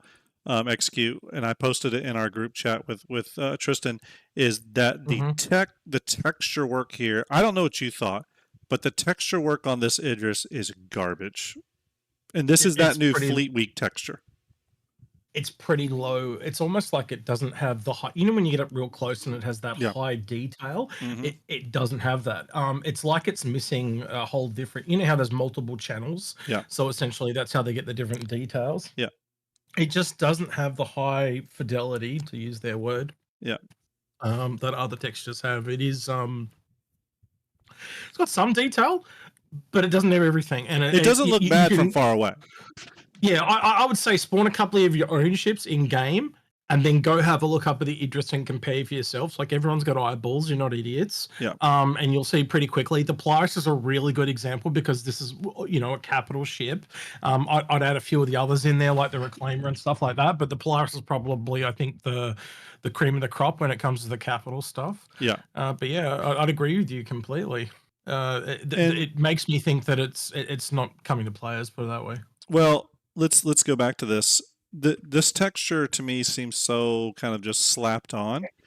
My theory is that it's possible this Fleet Week texture is just a texture they created as a one-off to throw on this Idris P old exterior just for testing, and that the plan is still to reveal the new updated exterior for the Idris with the high resolution textures on the exterior, and that what we're seeing right here is, again, just placeholder. Yep. Now, I'm probably reaching. I get that that's a big switcheroony, but when that Polaris came and hovered above this thing, I was standing right there, and the Polaris detail up against the Idris was shocking. And my worry is if they release the Idris as is in terms of its current look, I can see the article now from Kotaku. CIG finally releases a spaceship that's been in development for 14 years, and it's got PS2 graphics. I'm just saying. We know that's not true, but I see that as... By the time this game comes out, Kotaku won't even exist. Do you know there was a report out the other day, there is less than I think it was less than 100 gaming journalists left in the world. Like that's good. Anyway. That's good. They're dying breed. Yeah, I'm sick of them. I also wonder if it was just a texture to essentially make the old version consistent with what the new version is going to look like. Oh, real quick, Anonymous donated $100 for a red wagon in the Polaris. Thank you, Anonymous. Appreciate it. Salute to you. Keep going, execute. Thank you very much, Anonymous. That's really it. No, go ahead, Anonymous. Nope. I needed to know who Anonymous was because I can't add them without. It'll be okay. Well, if you knew their name, that would make them not anonymous. That's a lie. The whole point. I need them not to be anonymous, otherwise we can't draw their name a number. For the Polaris. Anonymous 1, Anonymous 2. Just give them a number. You'll be fine. Let's see if they left a name. I mean, even this gantry right here is higher res than the Idris texture. I'm just going to point that out. Yeah. Yeah, it's true. I linked a bunch of this stuff to a couple of people at CIG, and they were just like, "Oh my god, this is awful." I sent you a couple of pictures too because it gets worse. Yeah. So that was when I was on the Idris, and like it was like I literally said to the person, "It's like a Picasso painting right now," like because there were turrets on fire and stuff like that, and there was red lights going off. Nobody was inside because someone had essentially run in, closed the door, locked it, and then logged out. Yeah. So nobody could get in. Yeah. Do you feel? And the second, go ahead. That if you see the two shots I sent you, one of them is from the plaza where all the dead ships have dropped down and we're landing on each other like Polaris and 890 jumps. Yeah. That all fallen down into the plaza. It was. Oh my gosh. I see him. Okay. Let me pop this out. Yeah, I mean it's a little hard to make out what this one is. Is this? I see the Polaris down there. That's looking up. That's looking up from standing in the plaza, essentially. Gotcha. So I thought I was going to look up and see the Idris. No, I just see this 890 jump in a Polaris that had fallen down after they'd been destroyed. So let me ask you this then. Seeing what we're seeing, you've been through a lot of pre-Invictus testing patches. Are you at all concerned about the Invictus being live in 15 days? Yeah, a little bit because our core is probably more optimized than most places, but it wasn't running too well for some people. Yeah. It was a little bit all over the place, and I don't know if it was. How do I put this? When you're in Evocati, everyone's there testing. Everyone's there to check out the game. And the more it progressively gets to more waves that go along, closer it gets towards live, the more trolly it gets because the more people are being forced into one server and more people feel they can get away with things. Because if you're in Evocati and your stuff around, they kick you out. But can I tell you something? This is my big problem with Evocati. It's testing the game under unrealistic scenarios. It's fine to get a baseline from Evocati, but ultimately Evocati does not give anyone an accurate representation of how gameplay systems are going to test in the wild because you've got to build gameplay systems that account for jackassery. You know what I mean? They do it the right way, though. They dial it up as it goes along. I just wish that, like, it does need to be broken like this in a way. Like you need people to come in and be jackasses to break it. I totally get that. Yeah. But by the same token, when it first comes out, you kind of want to get it in and see it. There were people there from the get-go literally trying to ruin other people's experience. Of course. Of course. And that's just a person thing. That's just a personal thing with me. I don't like it being... like if someone's there trying to look at something and your game is literally becoming there to annoy them, it's a little bit griefing, I guess. But this will all get worked out. I'd rather it be there now before the game goes live for them to fix it. But it was just a bit annoying. There was so many people there to see stuff, and there were other people, blocking elevators and locking doors and that type of shit. And it was just like, man, like, and that we're adults, aren't we? Not 5-year-olds. To me though is like.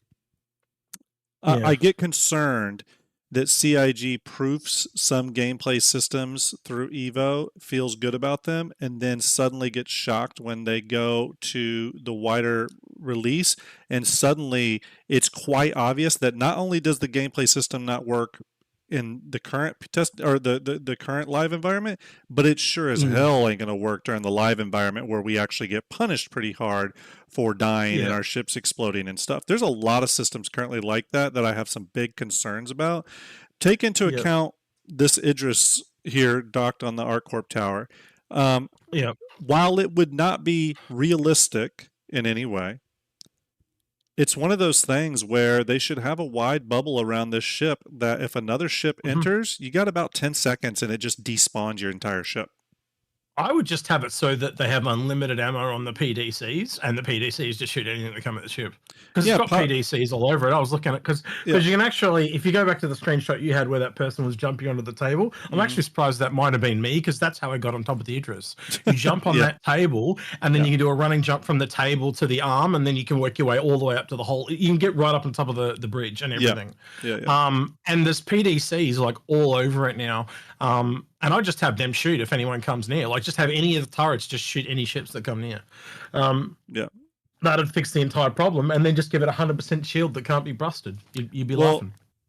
I'll ask you the same question I asked Ender just a minute ago then. Based off the evidence that me and you've actually been talking about for quite some time, Execute, for at least the last month, regarding Idris code strings showing up, and the fact that the Idris P is on tour, is out to tour during a military event, the Peacekeeper variant. How do you feel now about the likelihood of the Idris going to backers during Invictus? Not anymore. Not anymore. Not with the way that. Not with the way. Now I've seen it in game and see what the skin is, the condition of the skin is. No, I think it's. How do I put this? I think they were working on it, but I think they realized they had more time, so they kind of paused. That's the feeling I get. And then someone came back, smacked the skin on it so they could do a bit of a tour. But there's obviously other gameplay things that are missing. They have done other work, like put the bomb bays in and stuff like that. So they've had artists fill it out. But I reckon, like, from a gameplay perspective, that there are certain systems not online. I reckon they would have pivoted because they just know it's like they've left it ready for Squadron. But probably not. You know, they've got more time now. They got like a whole nother year to come back and do this kind of thing. One thing I'll point out to anyone in chat that has looked at the texture and just said, oh, it's just distressing or whatever. One of the key places, for example, I look for areas of the texture and I look for areas where it's UV mapped to find stuff that just you would never do as a 3D artist. And on this image right here, the one you're looking at, I can point out a very good example of this. I'm going to zoom in. You'll notice on this thruster, there is no reason for these panel lines, which are actually in the texture, there's no reason for these panel lines to wrap over the thruster like that. You would never do that. No competent texture artist would do this. So, yeah. Can I also just point out there could be UV mapping coordinates wrong on this, by the way. They just could have been mapped wrong, but go ahead, Ender. Can I also just point out that particular that looks like it was done on a PS2. That looks like it's from a PS2. Yeah, I mean, I agree with Execute. It almost looks like it was missing like a height map or something. But definitely these lines right here over the thruster are not supposed to be there like that. It actually leads me to believe that they've got the coordinates offset for this texture or something, and it's mapped wrong. It's definitely it definitely doesn't have, you know, the one when you zoom in like heaps and it's got the repetitive texture one that makes it like a really high res texture. It's definitely missing that one. I can tell you that right now. Lance Arno says, yep, as a 3D modeler, I would never misalign panel lines. Yeah, I agreed. It's like UV map 101. Again, that's why I think that this is either one of two things. One, just they've got the UV coordinates in there wrong. It's just slipped, which is very possible and probably the most simplest explanation. Or two, this is a temporary texture for a temporary exterior. But anyways, so you're the least interesting thing we could be talking about, though. There is so many other cool things that came out. That's true. That's true. We're going to talk about the next one now. We're going to get off the Idris, but I think the Idris is an important topic primarily because this is, I think, the ship that has been the biggest, like a big ship, an expensive ship that has been able to be pledged for the longest. Am I correct on that? Um, I would say yeah. Yeah, that's accurate. So that again, was it the capital ship that's been? This is the capital ship that's been able to be pledged for the longest. So it's probable that more people own Idrises in terms of capital ships than probably any other capital ship. Probable. We did a video earlier. It's been available the longest, right? I have to give me a second. Yeah. And it's a capital ship that's available for sale twice a year or 3 times a year, I guess technically, right? Hang on, I found the episode. Just looking it up now. It's somebody I would also like to point out that. Yeah, no, you're right. It was the Idris. Sorry, just double checked. It's the one that people care about the most. Well, it's the hero ship. It's the hero ship for sure. I wouldn't say that for sure. Because I think there's a lot of other capital ships out there that people care about. I'm kidding. Well, yeah, I think that's a really divisive topic, and unless you poll the entire Star Citizen community, I don't think you get an accurate answer. Because the other thing is, the bigger a ship is, the less people can afford it. I'm just shitting on the 890. Well, even he's talking about the 890. Yeah, I mean the 890 definitely wasn't. The Idris definitely came before the 890 in terms of pledging for it. That's for sure. But where I'm going with this is that the Idris for sure is the Star Citizen hero capital. Thank you. Right now, again, Admiral Kusanagi just donated $40. Kusanagi, thank you, brother. Appreciate it. Salute to you. Thanks for those donations, everyone. I've had a ton of money coming today. We're getting ever closer to that $11,000 goal mark. We just hit 10,000 the other day.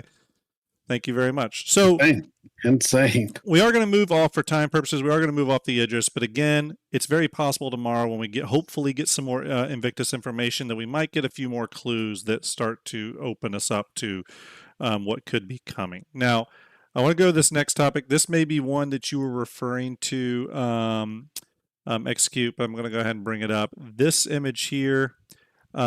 It is from the Invictus Shopper's Guide. It is a little blurb there. This will show up in your MobiGlass app, by the way.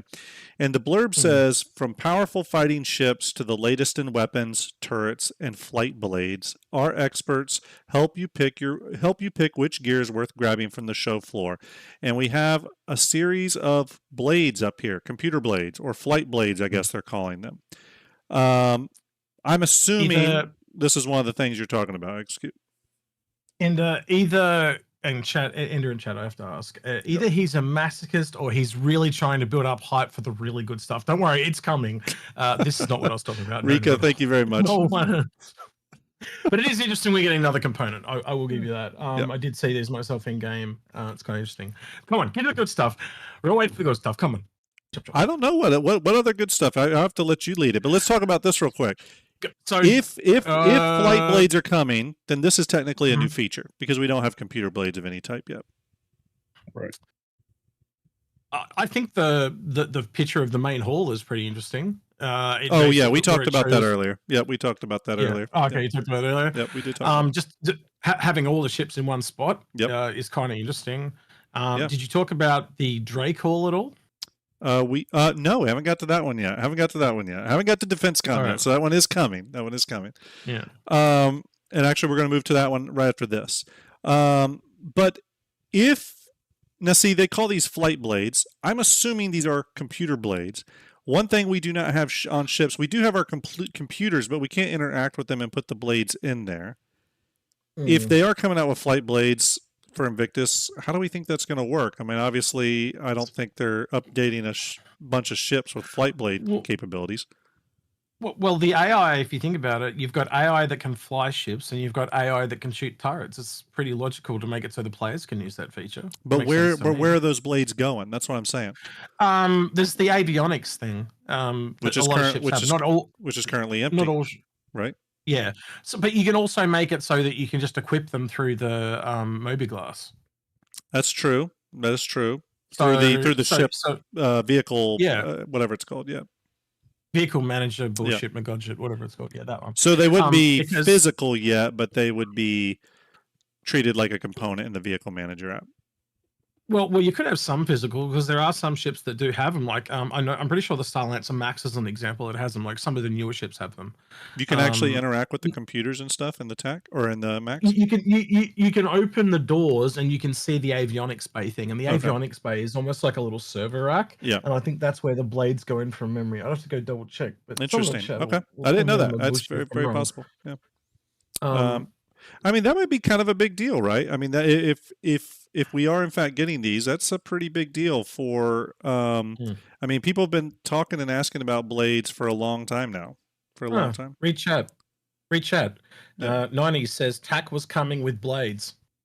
So I don't remember reading that, but if you can point me to the link, 90s, I would believe you. I don't. I remember. Well, I was at CitizenCon when it dropped, so it was really hard to find anything. I missed a lot of that stuff because I was just on the ground. So yeah. I don't remember them saying that, but I don't doubt it. If they did, they did. I just must have missed it. Maybe it was in the Q&A or something. But yeah, I mean, it's interesting.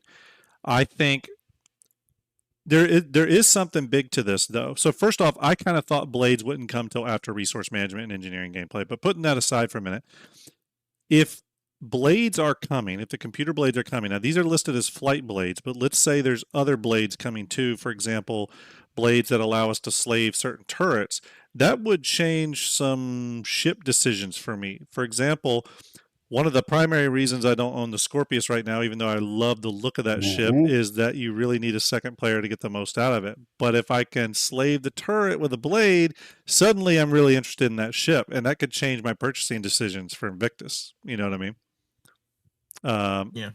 90s, DM that to me. You're not going to be able to post links in here. Oh yeah, yep. So DM. Yeah, whisper in Twitch 90s to Ender if you can, and send that link. But yeah, anyways, I think this could be potentially a big deal. But if it is coming, then I guess it's not technically a new feature if they're just treating it like a component. But in some ways, it sort of feels like a little bit of a new feature. Thank you for that donation. Yeah, I noticed the donation thing's a little behind. Rough Gaming just donated $100. Rough Gaming has been on a tear with donations, everyone. Make sure you give him a big 07. Getting in on that Polaris Raffle that we're going to be doing in just about 25 minutes, everyone. Polaris Raffle, 25 minutes. Name number 48. Wow. He's going to be eating a lot of noodles this month. We are $148 away from $11,000 raised for the month of April. $11,000 in April. How much do we get to for skinless Starjumps? Well, no, not skinless. Skinless? We're going to flay ourselves? Damn. I don't think I agreed to that one. I don't remember agreeing. Hairless. Oh my God, what's wrong with me? I don't remember agreeing to any of this. Here's the thing, though. Here's the problem with that. While I will do almost anything, if I was to shave my beard alone, it's possible I could be divorced. Well, you need to talk to your wife. You say, I need something horrible that I can do and bring it to shirt as a substitute. Yeah. I'm sure she can come up with something. She's known you long enough. She knows your weak spots. Yeah, that's true. That's true. Everyone, let's move to the next topic here on the course of time here.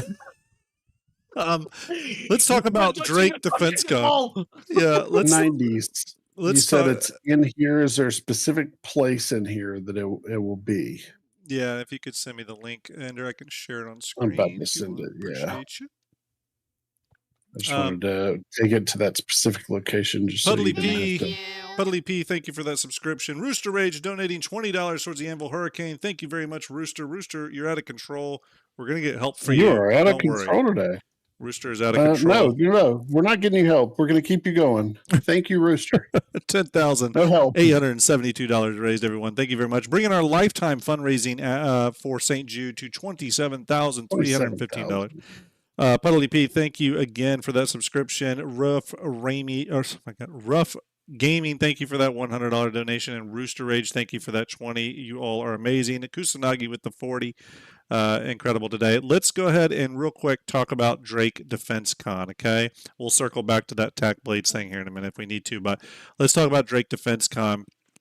one of the things I was talking about with Execute and VMXEO was if there were changes to Drake Defense Con convention area, because remember they do theirs in a different area. If there were changes to the Drake Defense Con show floor, then that could be a signal that we're getting something new from Drake. Maybe it's small, maybe it's big, whatever. And the reason I assume that is because if you've ever been to Drake Defense Con in the past, especially recently, now that they've got the cutters out and the Corsair, is that they really were using a lot of the room in there. Now the Golem has come out, so they got to squeeze that in, but it is a very small ship, so it shouldn't be a problem to do that. But I posited that if there's any significant changes to the Drake Defense Con show floor, then that would be interesting because there could be a Drake surprise there. This is something me and Execute talked about. VMXEO looked into it, like he does, and there was something that was found. Essentially, what was found, and Execute VM, you can correct me if I'm wrong on this, but essentially what was found is an extra large hangar underneath the show floor. Am I correct on that? Yeah. Is it directly underneath the show floor, or is it in like another room or something? Do we know? You'll have to ask for VMXMO the exact location. He didn't share that with me. VM, I don't know if you're in chat. Was that hangar located under the primary show floor, or was it off in an adjacent room? Now, an extra large hangar, I know what some people are thinking, by the way. Pasta donated $140 towards the RSI Polaris. Oh my goodness, everyone. That does it. That pushes us, I believe, past $11,000 raised tonight. Pasta, holy moly, with a $140 donation. That's amazing. Let's see. There's the lifetime ender. We have just crossed $11,000 now. We need yet another new milestone. Ender's got to start getting creative here, folks. I want eyebrows shaved. I want eyebrow piercings.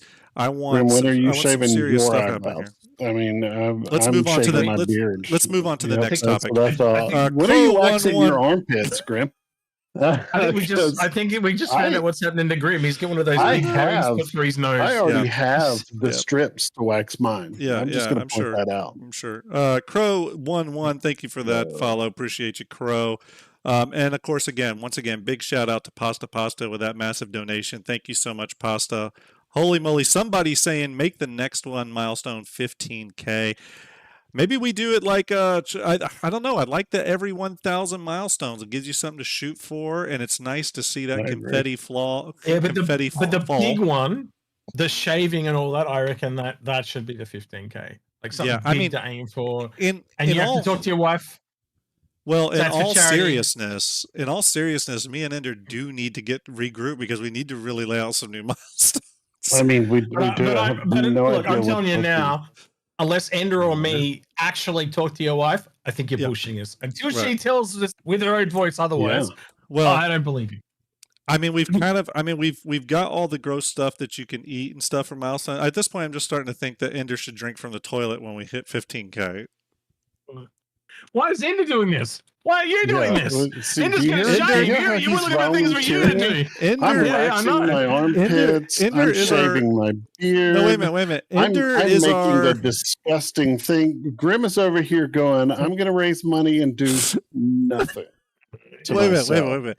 Ender is our spiritual charity guide, okay? He is that candle burning in the dark room. You're right. Okay. I am the candle. Grim, I think you need. I'm sorry, Ender. We've got to move on to the next topic. We are running behind on time here. Hey, I'm going to send you a link here, Grim. I can't find it. 90s. I don't see anything actually, about. Kusanagi posted, I think, here. Perseus Q&A. Twin ballistic Gatling guns can be fully automated or remotely controlled to keep incoming ordnance at bay.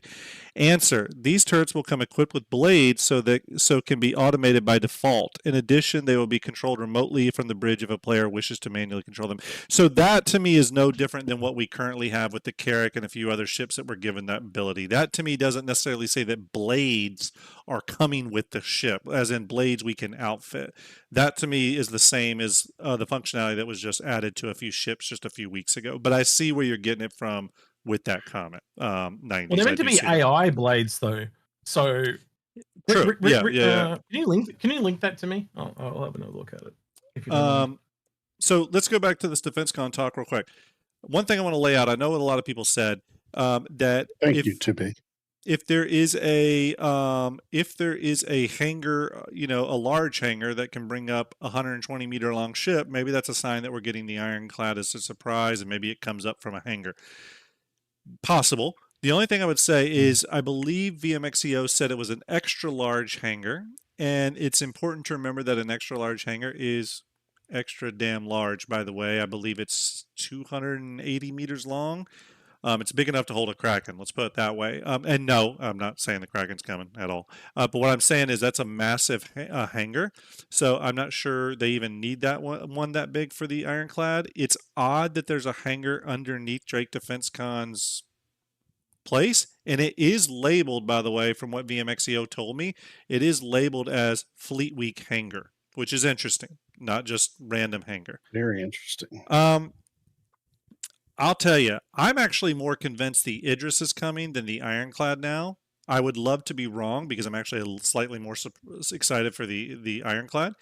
But regardless, we'll have to see. I mean, I think we'll know pretty quickly from, additional things that come out leading up to Invictus. We'll know pretty quickly, I think, if Drake has something special planned. So.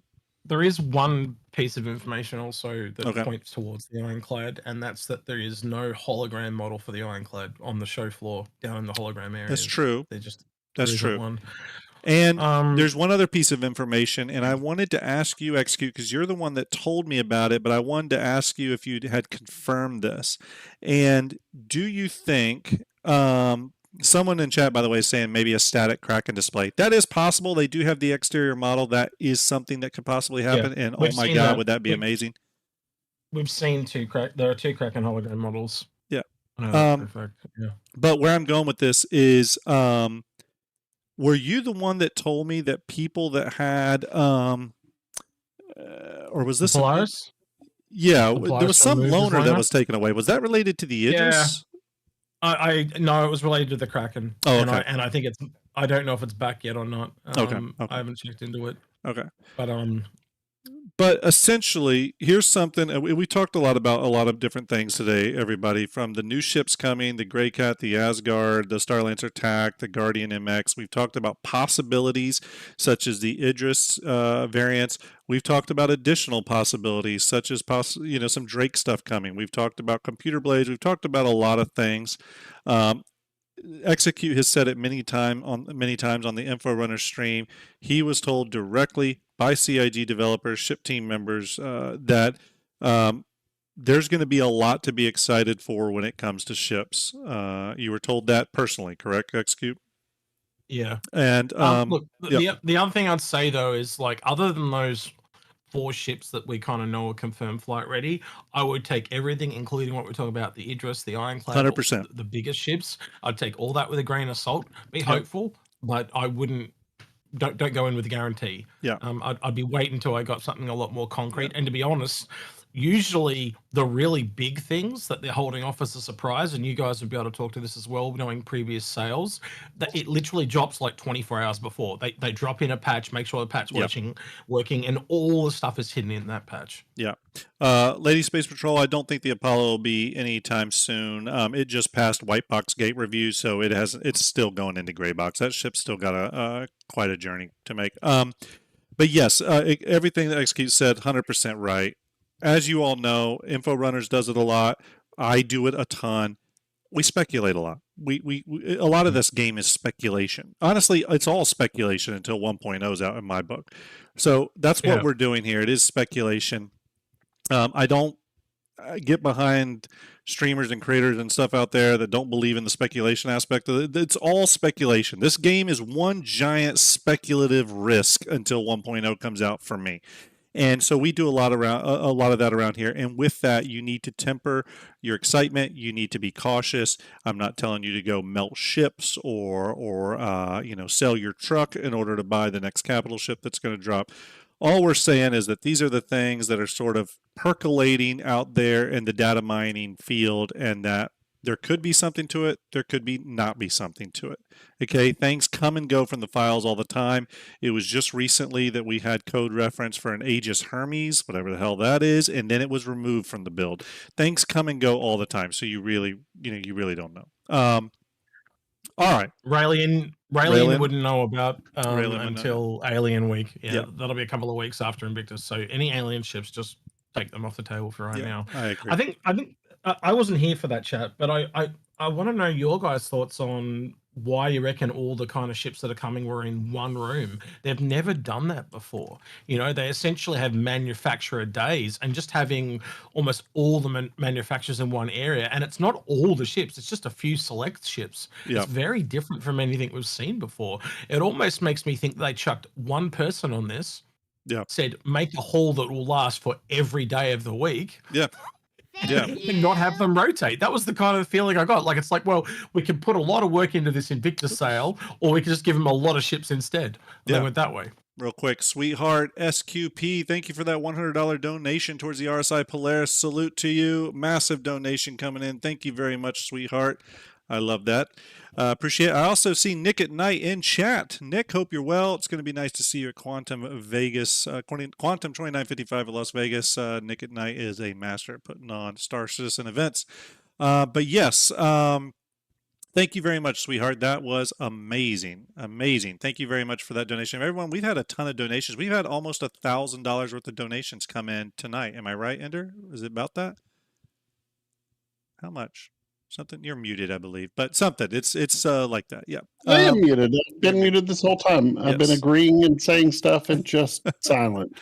Yes, it has been almost $1,000 in donations. And everyone, please give GearCon in chat over there on YouTube. Everyone give GearCon an 07. GearCon is the donator of the RSI Polaris Corvette that we are giving away tonight on doing a raffle for, I should say, not a giveaway, doing this raffle for.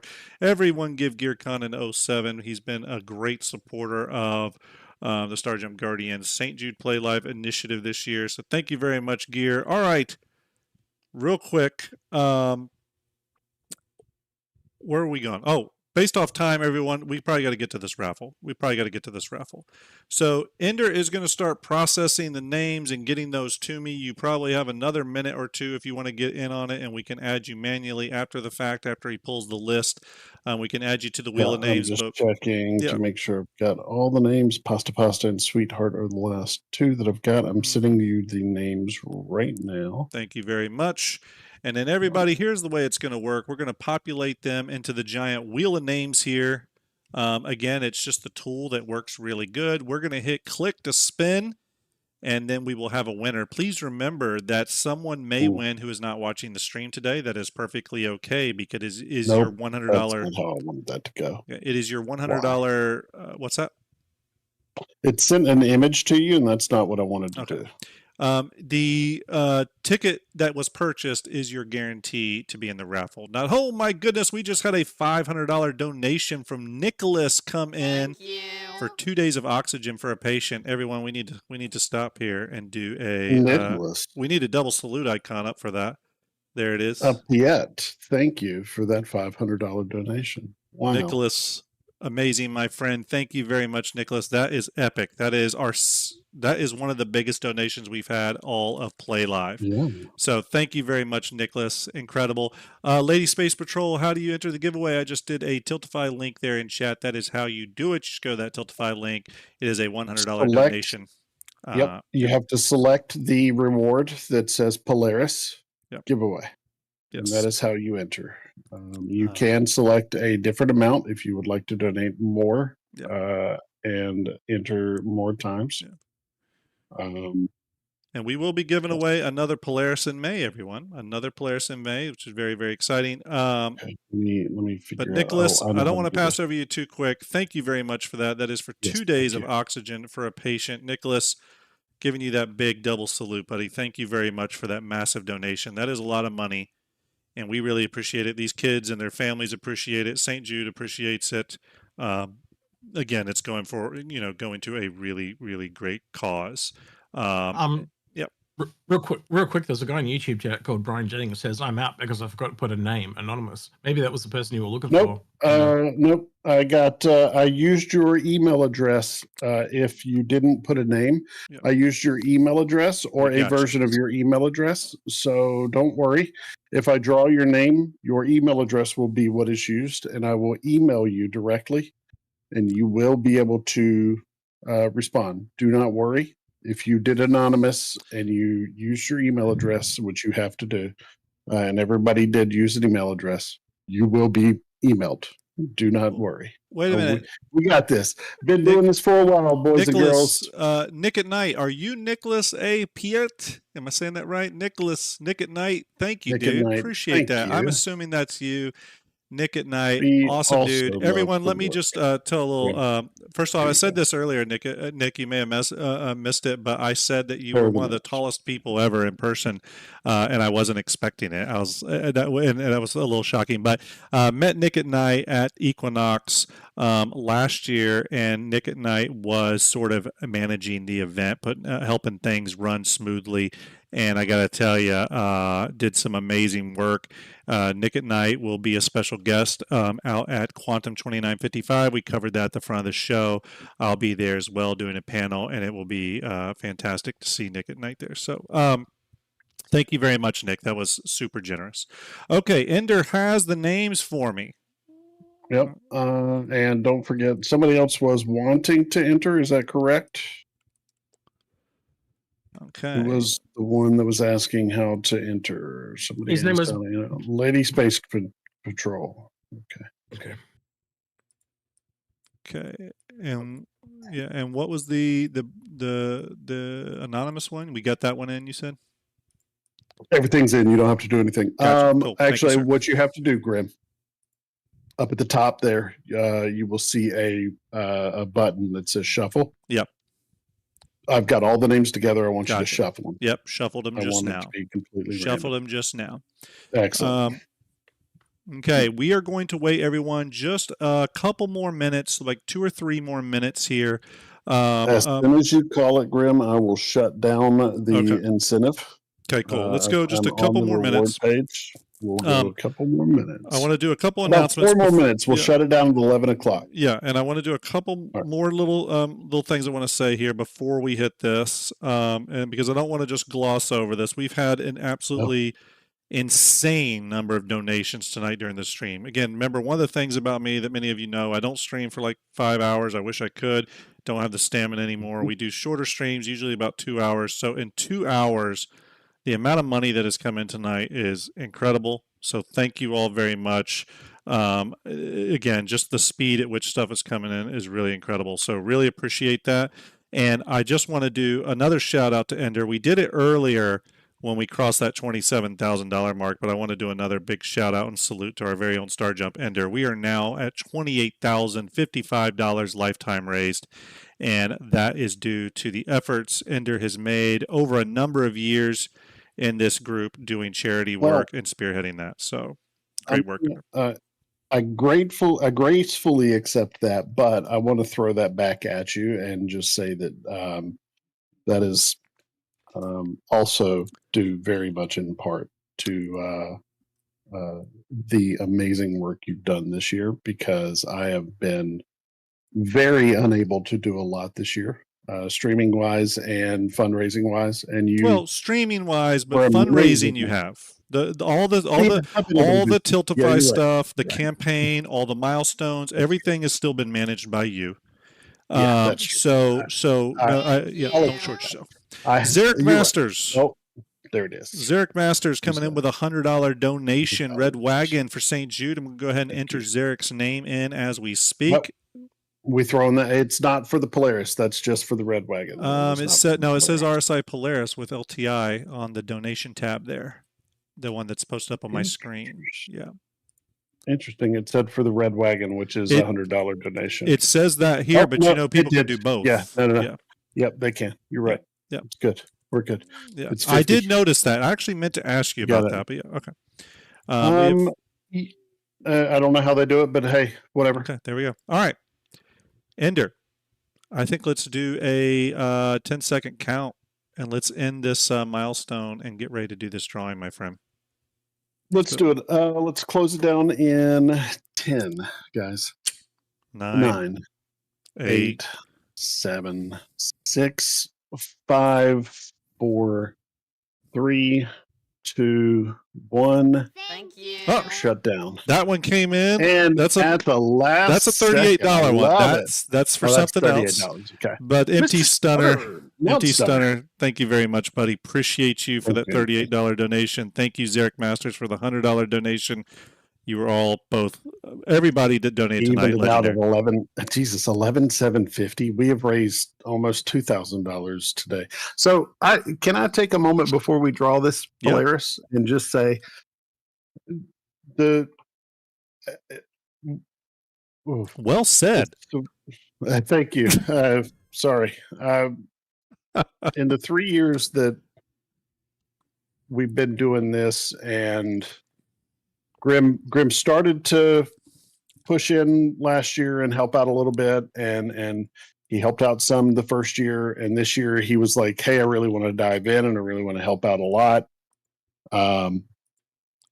We've really had the community, the Starjump community, jump in just feet first with the first year just joining us and being a part of it and helping raise $7,500 and making me drink really disgusting sodas and take these Bean Boozles and laughing along with me while it did it. The second year, donating ships and helping out. And this year, GearCon coming in, donating ships. Bingo coming in, donating ships. Shimpasta coming in, donating Lazy a ship. Donuts. Lazy Donuts coming in, donating a ship. Icon City, James up there. Icon coming in saying, hey, we've got a 15 key. Like all these people coming in and saying, hey, we're helping out. Yeah. And then you guys coming in and saying, we're going to throw money at St. Jude like it's candy this year. It's been amazing. And I really appreciate everything you guys are doing because we're helping so many kids and it's legendary.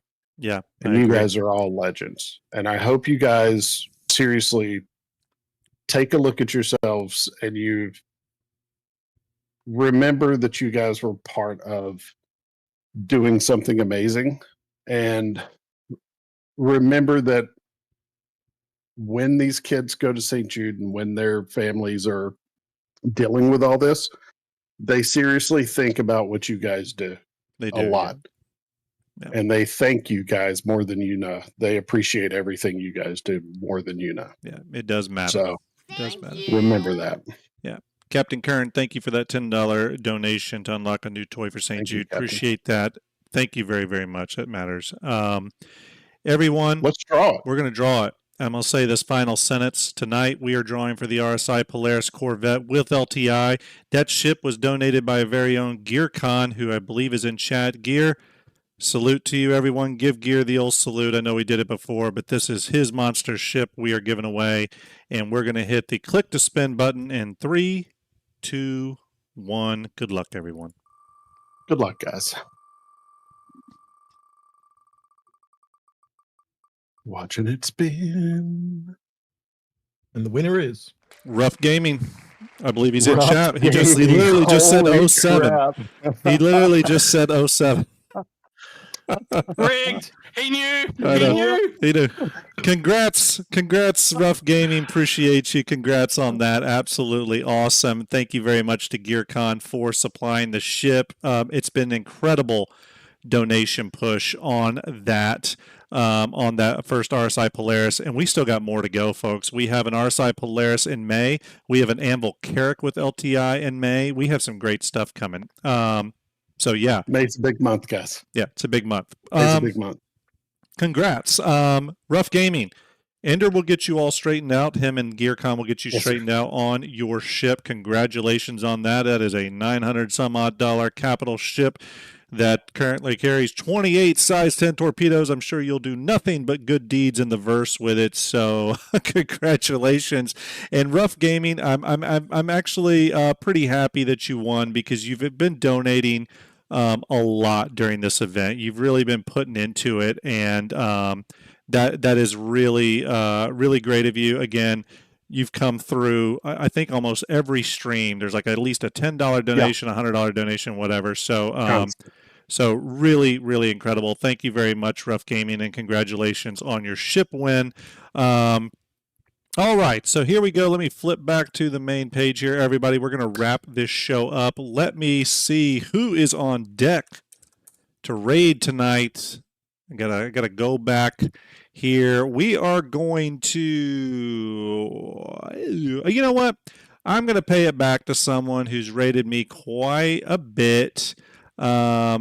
And actually, you know what? No, I'm going to send it over to someone else. This is a non-Star Citizen person, but he's actually a cool dude, and he's got a pretty big following, but he's a really nice guy. I've had some talks with him, and I'm going to send you over to him. But make sure when you go over there, do what you all do. Bring a little bit of that Starjump love. Thank you all for hanging out with us tonight. It's been a hell of a lot of fun. Again, we were just sort of winging it tonight, but again, it's just been a lot of fun. So again, thank you very much. I'm going to send you over to Batty, who is currently streaming Ark Raiders. Batty is a fun dude. Give him a watch. He's pretty unfiltered and just a really funny dude. I've had some nice conversations with him. So everyone, have a great night. A lot. Yeah, have a great night. Salute to you. Appreciate you hanging out with us. Let's go ahead and start this Thanks raid. for coming to hang out. Yeah, thank you, Execute. Appreciate you, buddy. No problem. It's always a lot of fun. We'll have a lot of content coming for Invictus, I am sure. All right, everybody, do something kind for strangers, Ender always says, and have a great night.